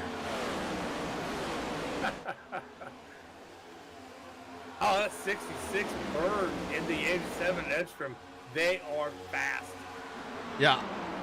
Probably the 2 fastest cars in the top 10 right now, and Mark Arthur's just holding them up. Oh, Bird getting a little swirly there. 17 comes around. The 1 comes around Morosco. 10 Richard Benjamin able to get around him too. Yeah, and speaking of getting around, how about Austin Edstrom getting around Mark Arthur, and that might be lights out for this field. For the first time in a long time, Austin Edstrom leads this race. And the last time he did it, it wasn't pretty.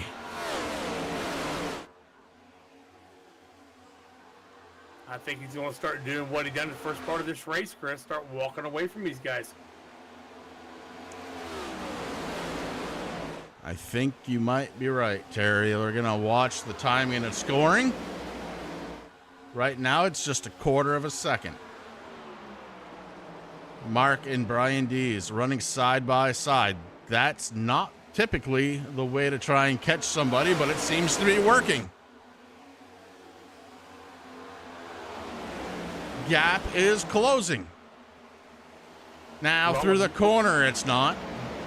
And along with Morosco and Berg, they're actually catching up to Arthur and Dees now. Dees and Arthur leaning on each other coming out of turn 4.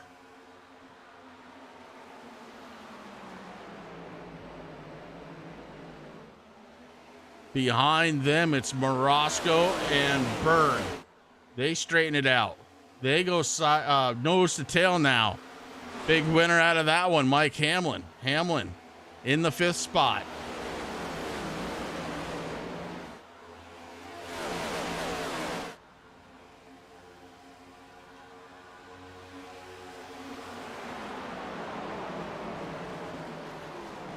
Mark Arthur looking to the outside of our race leader, Austin Edstrom. Gap is closed. And Edstrom closes the door. The sole stealer, Brian Dees, watching from 3rd.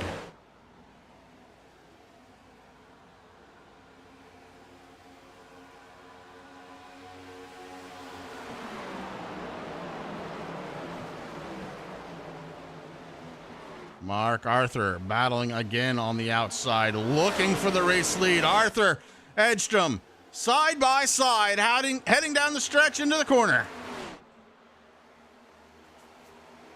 Through 3 and 4, Mark Arthur on the outside trying to take the lead back. At the line, it's Edstrom. Chris, I know my math ain't that good, but I know we still got well over 30 laps to go. You wouldn't know it by watching these guys go, as Mark Arthur has reclaimed the race lead. The 12 car back up front.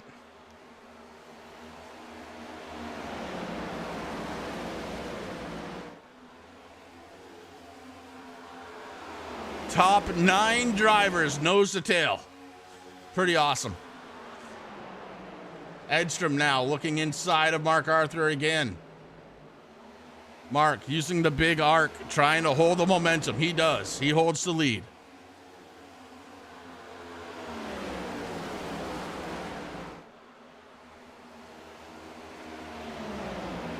Next time by will be 30 laps to go, 30 laps to go for the 12 car of Mark Arthur. Austin Edstrom peaks down low, heading into 1 and 2.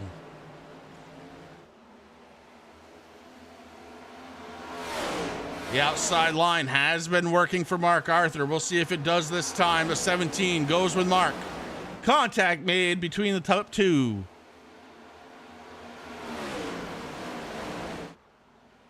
Small amount of contact made between Edstrom and Arthur, and Edstrom this time has the race lead. Brian Dees being scored in second. Mark was in third, but powers himself into turns 1 and 2.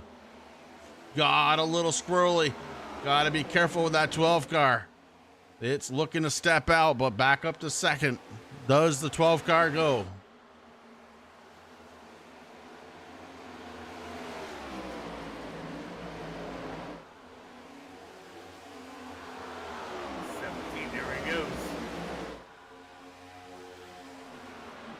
Brian D is looking to the inside. The 12 goes up high. Edstrom moves down low to cut off D's. D's dropped the white line. Got a little sideways there. Yeah, lost some speed, and he might pay the price here because Mike Hamlin sets him up. Hamlin on the inside of D's now. Don't look now, but being scored in the 5th spot, the red and white car of Chris Carroll. Carroll has made up a ton of spots, looking for the race lead again. No place to go for the 99 as Dees and Hamlin battle it out.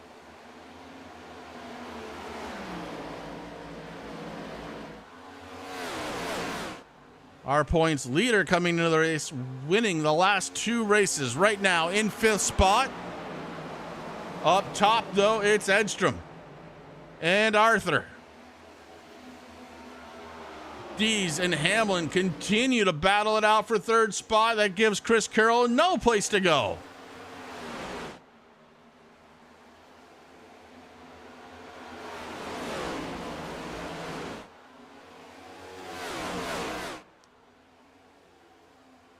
If anybody's saved any tires on this run, Hamlin, start Dees, thinking about using them. get into it just a little bit. Hamlin got loose coming off the corner that time. A little bit of smoke from the right rear tire. That could make the tire angry. And Dees now solidly in the 3rd spot. Hamlin couldn't make it happen. Dees looking for more. Looking to the inside of Mark Arthur. Brian Dees, the Soul Stealer, looking for 2nd spot. Couldn't do it that time.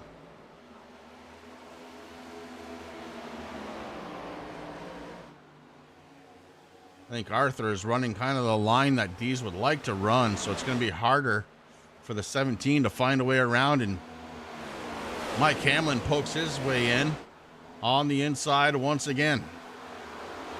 Chris Carroll at 99 is starting to reel the 11 and the 17 in.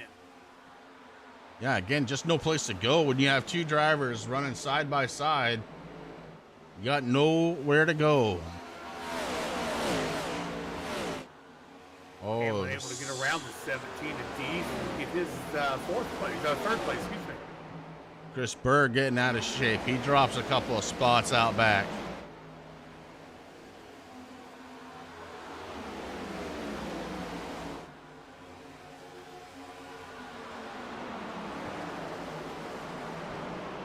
Chris Carroll now getting around the 11 of Hamlin, taking that spot away from the 11.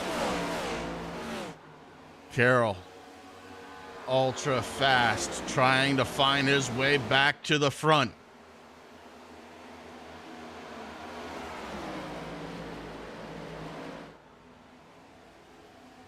Hamlin not keen on giving it up.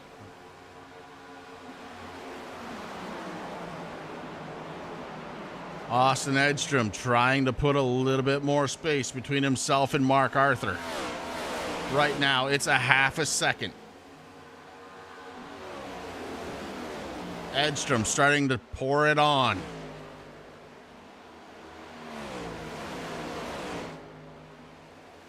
Chris Carroll off from the back bumper of the 12. Chris Carroll looking for second on the inside. At the line, it's going to be Chris Carroll.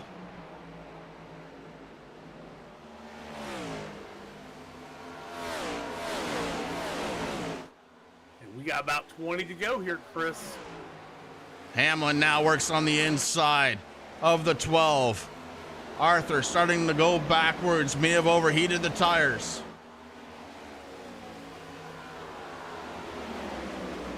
Austin Edstrom running for his life from Chris Carroll. The gap, 0.6 of a second, and closing.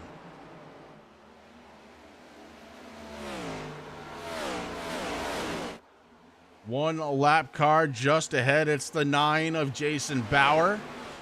Austin's going to need to make this one clean. So will Chris Carroll.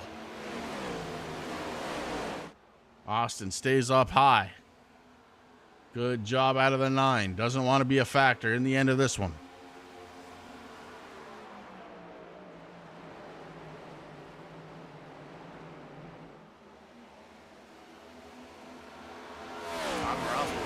Pressure on that 12 car as he's working away on the outside of the 12 car to try to get his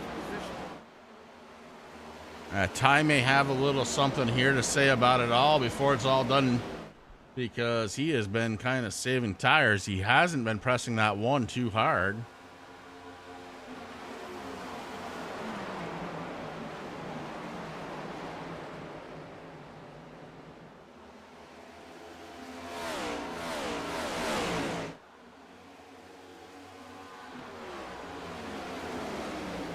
Edstrom starting to step away from Chris Carroll. Maybe didn't use all of it up. Chris Carroll may have had to use a little bit more than he wanted to, trying to work his way back through traffic.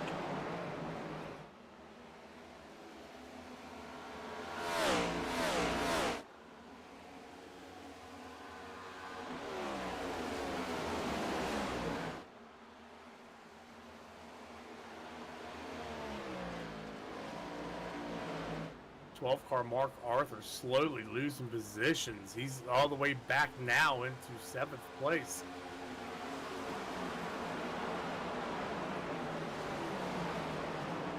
Yeah, Tires got very unhappy with the 12. He was pushing it very hard there for many, many laps. Not a huge surprise that the 12 is dropping off the way it is.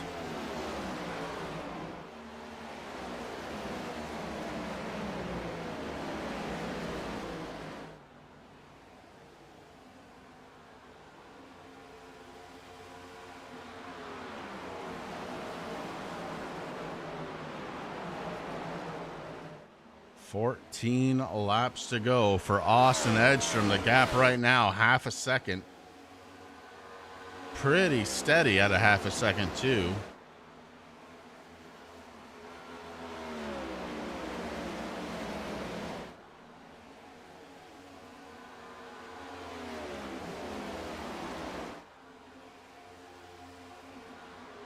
Have to scan through the field here a little bit, Chris. I'm watching a 41. He's still 11 laps down, but man, he is not backing off at all. He's trying to get around Rick Thompson, working down that 76. And right behind him, got Phil Van Fleet running up behind him. Yeah, right now, that's the battle for the banner between Philip Van Vliet and Corey Sherman. The banner given to a teenage driver who finishes higher than the others. Right now, that would go to Philip Van Vliet.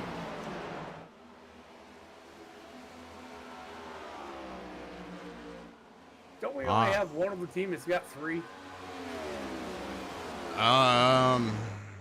Well, nobody's got 3 right now. Well, Amanda's got 2. Okay.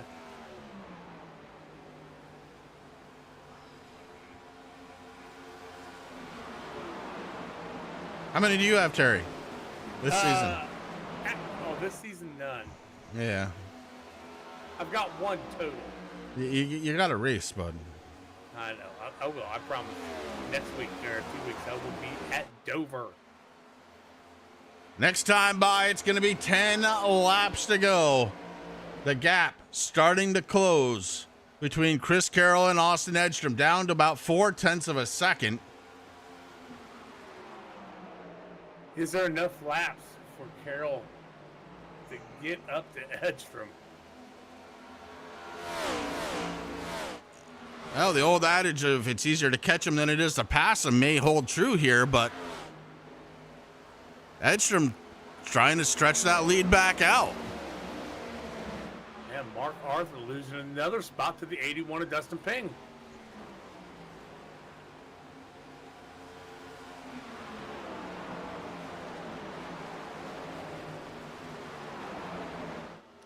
If he can come away with a top 10, I'm going to call that a win for the 12 car. Yeah, the trouble he's been through tonight. Forget the night. Look at the whole season. Yeah, true.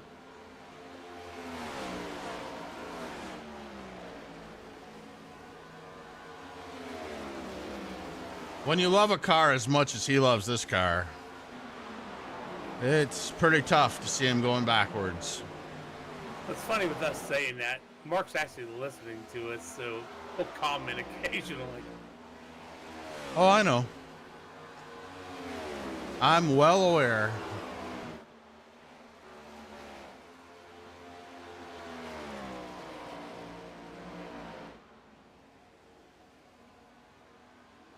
So Chris Carroll starts to wind in Austin Edstrom again. And it's like a yo-yo between these two, the gap, as it gets smaller and then larger and smaller and larger. I don't know if maybe Chris Carroll is trying to keep the same lap time and Edstrom's backing off a little bit to try and save tire. I'm not sure what's going on up front, but it is kind of yo-yoing back and forth as far as the time goes between the top two. Yeah, it's like Fred. Carroll cuts it down a little bit, then he falls right back where he was. Fred Thompson on the inside. This could allow for the 99 to get to the back bumper. It does. So Austin Edstrom having a little bit of difficulty clearing the lap traffic as quickly as he would like and suffers caution on the track. Oh, man. Fred Thompson jumping right to pit road. So something happened with the 46, and oh, this could be huge. Let's go back and take a peek and see what happened to Fred before we go any further.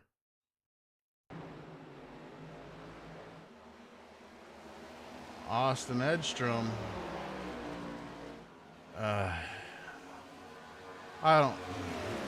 There's no contact between the two drivers.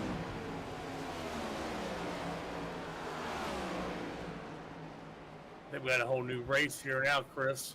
Yeah. So I didn't see any contact. What I did see was a little bit of netcode again. This is when oh, look at this.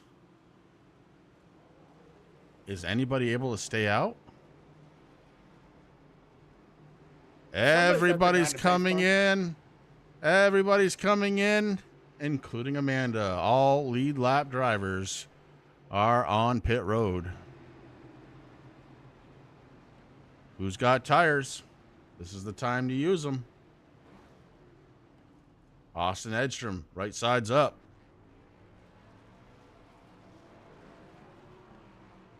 Two right side tires for our race leader. 2 tires is the call.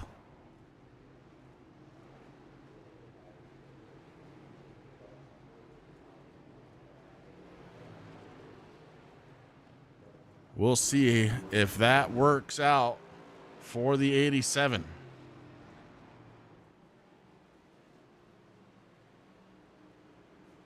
This is going to be interesting. 5 laps to go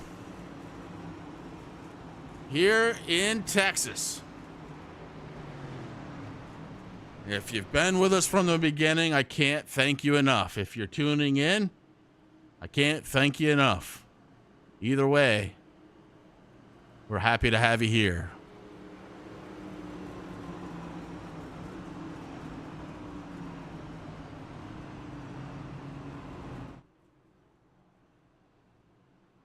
Cody, I don't think you're wrong.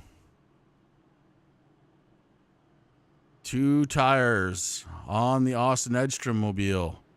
4 tires for everybody else.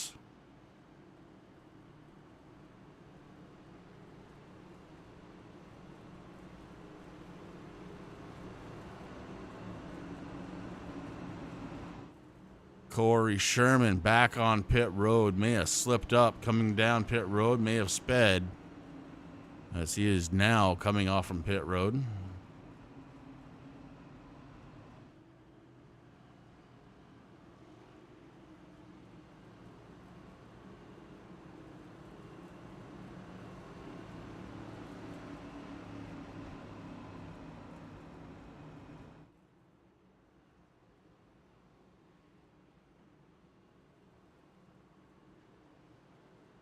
If you thought we were done, you're wrong. If you think you know how it's gonna go, you may be wrong.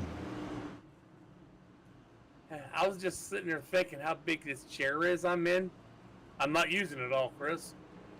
Yeah, I was kind of thinking about standing up, but I'm not gonna.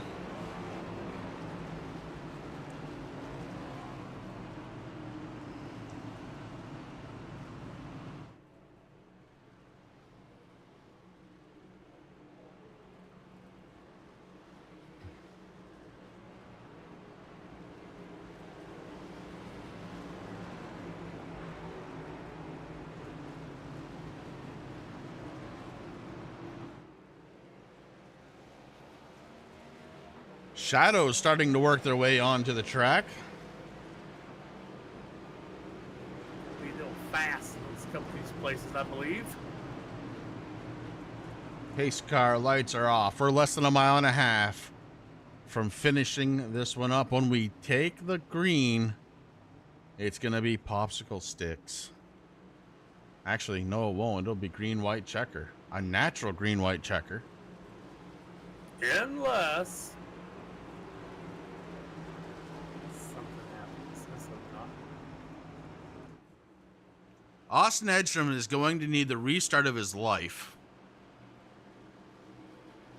He's got to remember them left sides is going to be wore out a little bit.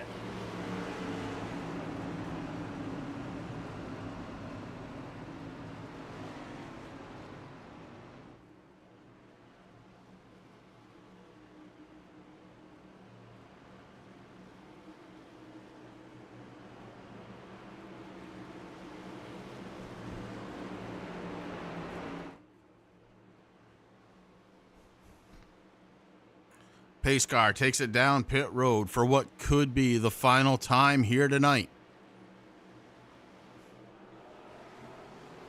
Green flag is out. Edstrom got the start he needed. Austin Edstrom got the start he needed, and Brian Dees is going to be his best friend right now. Brian Dees battling it out with Chris Carroll for second spot.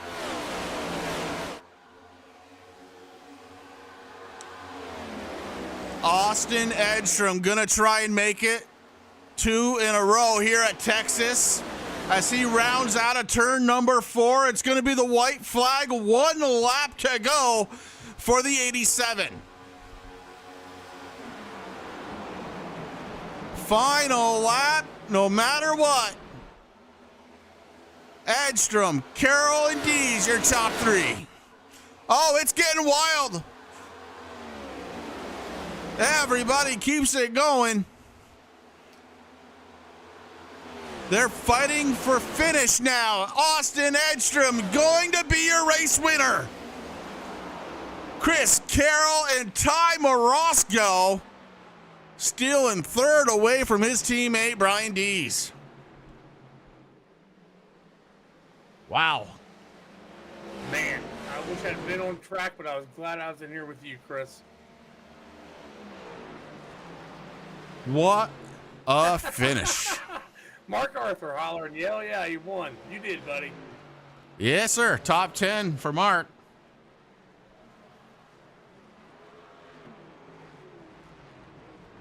Two right sides happened to be the right call for the 87 here tonight. Starting on the inside, we have proof it was more important than 4 tires here tonight. Yeah, he made the right call. The 2 tires and a big jump at the start gave that 87 Austin Edstrom this second win at Texas. Really, really fun stuff. Good to watch. As he burns it down, well deserved.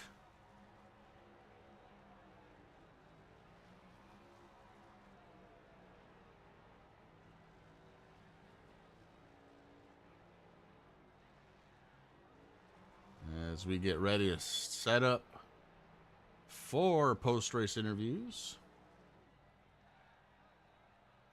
Looks like we have everybody here, Terry, and I don't know why we should have to wait. So we're gonna start off by talking to our 3rd place finisher, the driver of the number 1 here tonight, Ty Morosco, who won at Daytona. Haven't seen a lot of him since, but here he is back in the top 3. Ty, it's Chris and Terry up in the booth. Do you have a copy? I do. What? I finished 2nd last week. What do you mean you haven't seen me? Yeah, it didn't mean anything. 2nd's just the first loser, bro. Come on. It is. You know that. I'm the 2nd loser tonight. Yeah, exactly. I mean, come on. So, yeah, I know. You're starting to Ty, get... you're also the 2nd loser of last season's race here. Yeah, something about 3rd place at Texas. What's going on? Not fast enough. I mean, flat out. Well, you were fast enough to squeeze your teammate out of a 3rd place finish tonight. That I was. Little bragging rights, I guess. A little bit of consistency out of the 1 car. That's about what I saw tonight. What's your take? Yeah, we struggled early on. Talking to my teammates, we had the best on our tire wear, but they were all faster early on. And then the race got later. I think the temperature of the track went down, and man, this number 1 Ford Mustang, MFRD Ford Mustang, just turned on and was able to run really hard. And thought we were going to come home 4th until that late caution, and then just was able to be in the right position to get 3rd, be up top, and being able to, pitch Brian down, have a good race with him, and we'll take home 3rd, and we can't complain about that. No, sir, not at all. Great job out there for the 1 car. Who do you have to thank? Michael Falk, MF Racing Designs, great number 1 Dark Horse Ford Mustang he put on. And I'm happy to get it into get an interview and get him out there. Check him out on Facebook. Does a great job. I know a lot of people in this league feel the same about that. And I'd like to thank Ohio, Indiana Roofing, Blackhawk Motorsports, Butt Kicker, Priority Auto, 5 Kings Motorsports, and obviously TSP and you guys in the booth do a great job. Terry, good to see you in the booth. Good to hear you. Can't wait to go watch back later and listen to you guys. It's always a good time. All right, brother. Well, congratulations. A 1st, a 2nd, a 3rd so far this season. I would say you're on a roll. Is that 4th for next week? We'll take that. All right. Sounds good. Driver of the number 1, bringing it home in 3rd spot here tonight. It's going to be Ty Morosco. And Terry, I believe you caught up with our 2nd place finisher, the driver of the 99, Chris Carroll. Chris Carroll, Chris and Terry up in the booth, man. Hey, last season you finished 6th. Here tonight you finished 2nd. Heck of a run out of that car tonight, bud. What you got? Well, I'll tell you, that was all I could do. After I got spun out on the lead there, I just drove it for all it was worth and tried to get back up there, but I think I used it up a little bit too much and didn't quite have enough to get around the 1st place guy there, but he ran a good race and he deserved to win. Yeah, we were definitely watching your times up here in the booth. I mean, you catch up to him and you had to back up, and I guess that was because of tire wear? Yeah, I don't know. I got there and the car started to push, and I wasn't feeling too good behind the wheel there, but yeah, I think I just used it up. I had to go. I couldn't wait around and fool around back there. I had to go, and I think by the time I got to the front, she was used up. The closer I got to him, the more push. So I think I just used up the tires trying to get through there. All right, buddy. Well, congratulations on that 2nd place. What do you got on that car you want to thank this week? Always got to thank Tanamar. Always got to thank USAFirearms.com. Gotta thank all my teammates out there. There wasn't too many at the end of that one, I'll tell you that. I was surrounded by MFRD guys getting a countdown. I didn't like my odds there, but I got to thank all you guys for putting on the broadcast, all you guys that work hard here at Blazing Pedals, and all the admins and everybody that works hard to put this on, and just trying to go out there and put on a good show, Terry. All right, bud. Well, congratulations again on that second place. We're off next week. We'll see you in Dover in 2 weeks, bud. Thanks, sir. And that is our second place finisher, the driver of the number 99. And that was Chris Carroll. That is going to leave us with just one other person to talk to, the driver of the number 87. What a night he had. Austin Edstrom. This is Chris and Terry up in the booth. Do you have a copy? Yes, sir. How's it going? Doing very well, bud. And I bet you're doing even better than that. Let's take it from the top here. You led the first 70 plus laps, and then it was a battle trying to figure out how to get to the top. Yeah, no kidding. After I lost the lead, I just felt like I could ride somewhere in the top 3, but there wasn't much more in it. I was just kind of tire saving, and we could never get to the point where I could really race for it. And anytime I could, Chris would have clean air in front of me, and it was just so tough to pass. But, he could pass me whenever I was in clean air, so I say that. But I got to say, I think Chris was just a little bit quicker. I was probably the second fastest tonight, and he just had a lot more bad luck than I did. I had a little bit at the very end that almost bit me. I've looked back on it now, and maybe it's a little bit more my fault than I thought in the beginning, but a little hairy moment with the lap car there with a couple laps to go. Yeah, we saw that. For what it's worth, I did go back and I looked at it, and myself, I didn't actually see contact. I saw some net code there, but again, everybody's computer sees things a little bit differently too, so who knows? But as far as my computer is concerned and my internet is concerned, you were in the clear. Now, that said, you had a little bit of a racy moment there about mid-race. You had yourself, Chris Carroll, and Dustin Ping, the 81, and the three of you guys were going at it like it was the last lap for about 30 laps. Can you take me through some of that action? Man, I feel like there was so much action. It's almost hard for me to pinpoint exactly which one you're talking about. I'm guessing this wasn't whenever Ping spun Carroll. Was this No. Yeah, Okay.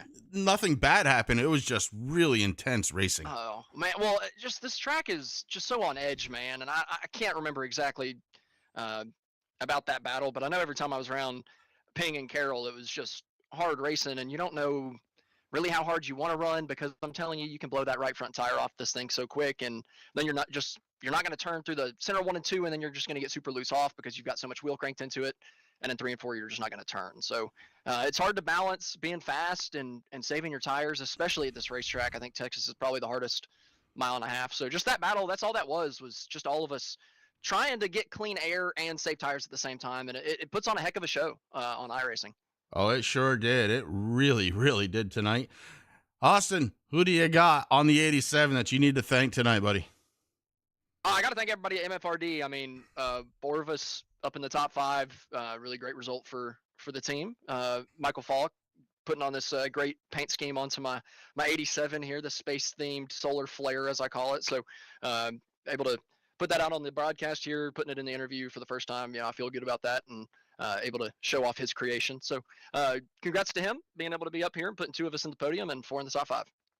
Excellent. All right, Austin. Thank you very much. And we are going to let you get back with your team to celebrate the win. Congratulations to the 87. Appreciate it. And that is going to just about do it from here at TSP. Want to go ahead and give you your race results up on screen. There they are. They're your top 18 anyway. Hunter, Ooh, that's not what I was looking for. Wrong one. Wrong one. Let's get the right one up there. Austin Edstrom, your race winner. Chris Carroll, Ty Morosco, Brian Dees, and Taylor Butcher Benjamin, your top 5. A good race for the 10 car. Mike Hamlin, Dustin Ping, Mark Arthur, Philip Van Vliet with the TNA banner, and Rick Thompson to round out the top 10. Chris Berg, Corey Sherman, Amanda Sherman, and I believe those were the drivers on the lead lap. Then it was Fred Thompson, Dalton Kilroe. Kilroe making it to 15th after being involved in the first caution. So a great job out of him. Jason Bauer, 16th. John Perkins and Kyle Wellman, 17th and 18th, rounding off the field if we can. Okay, it don't want to, and that's all right. We'll just do it manually. Derek Paulson in the 19th spot, Mike Massengill, Dave Seats, Larry Bell, Hunter Lagunas, Alex Harris, and Jamie Walker bringing home 25th. Terry, I got to thank you very much for stepping in tonight in place of Tanner. And to everybody else out there, I got to say thank you very much for tuning in to True Sim Productions. We will see you not next week, but the week after. Please enjoy your Easter Sunday, and that'll do it. Terry, anything else? Did I do it? All right. No, All buddy, right. I'm good to go. Thanks for letting me sit in with you, and I really had a blast, but I'll see you on track next in 2 weeks. All right. Sounds good. For Terry, this has been Chris. Have yourselves a great, great night.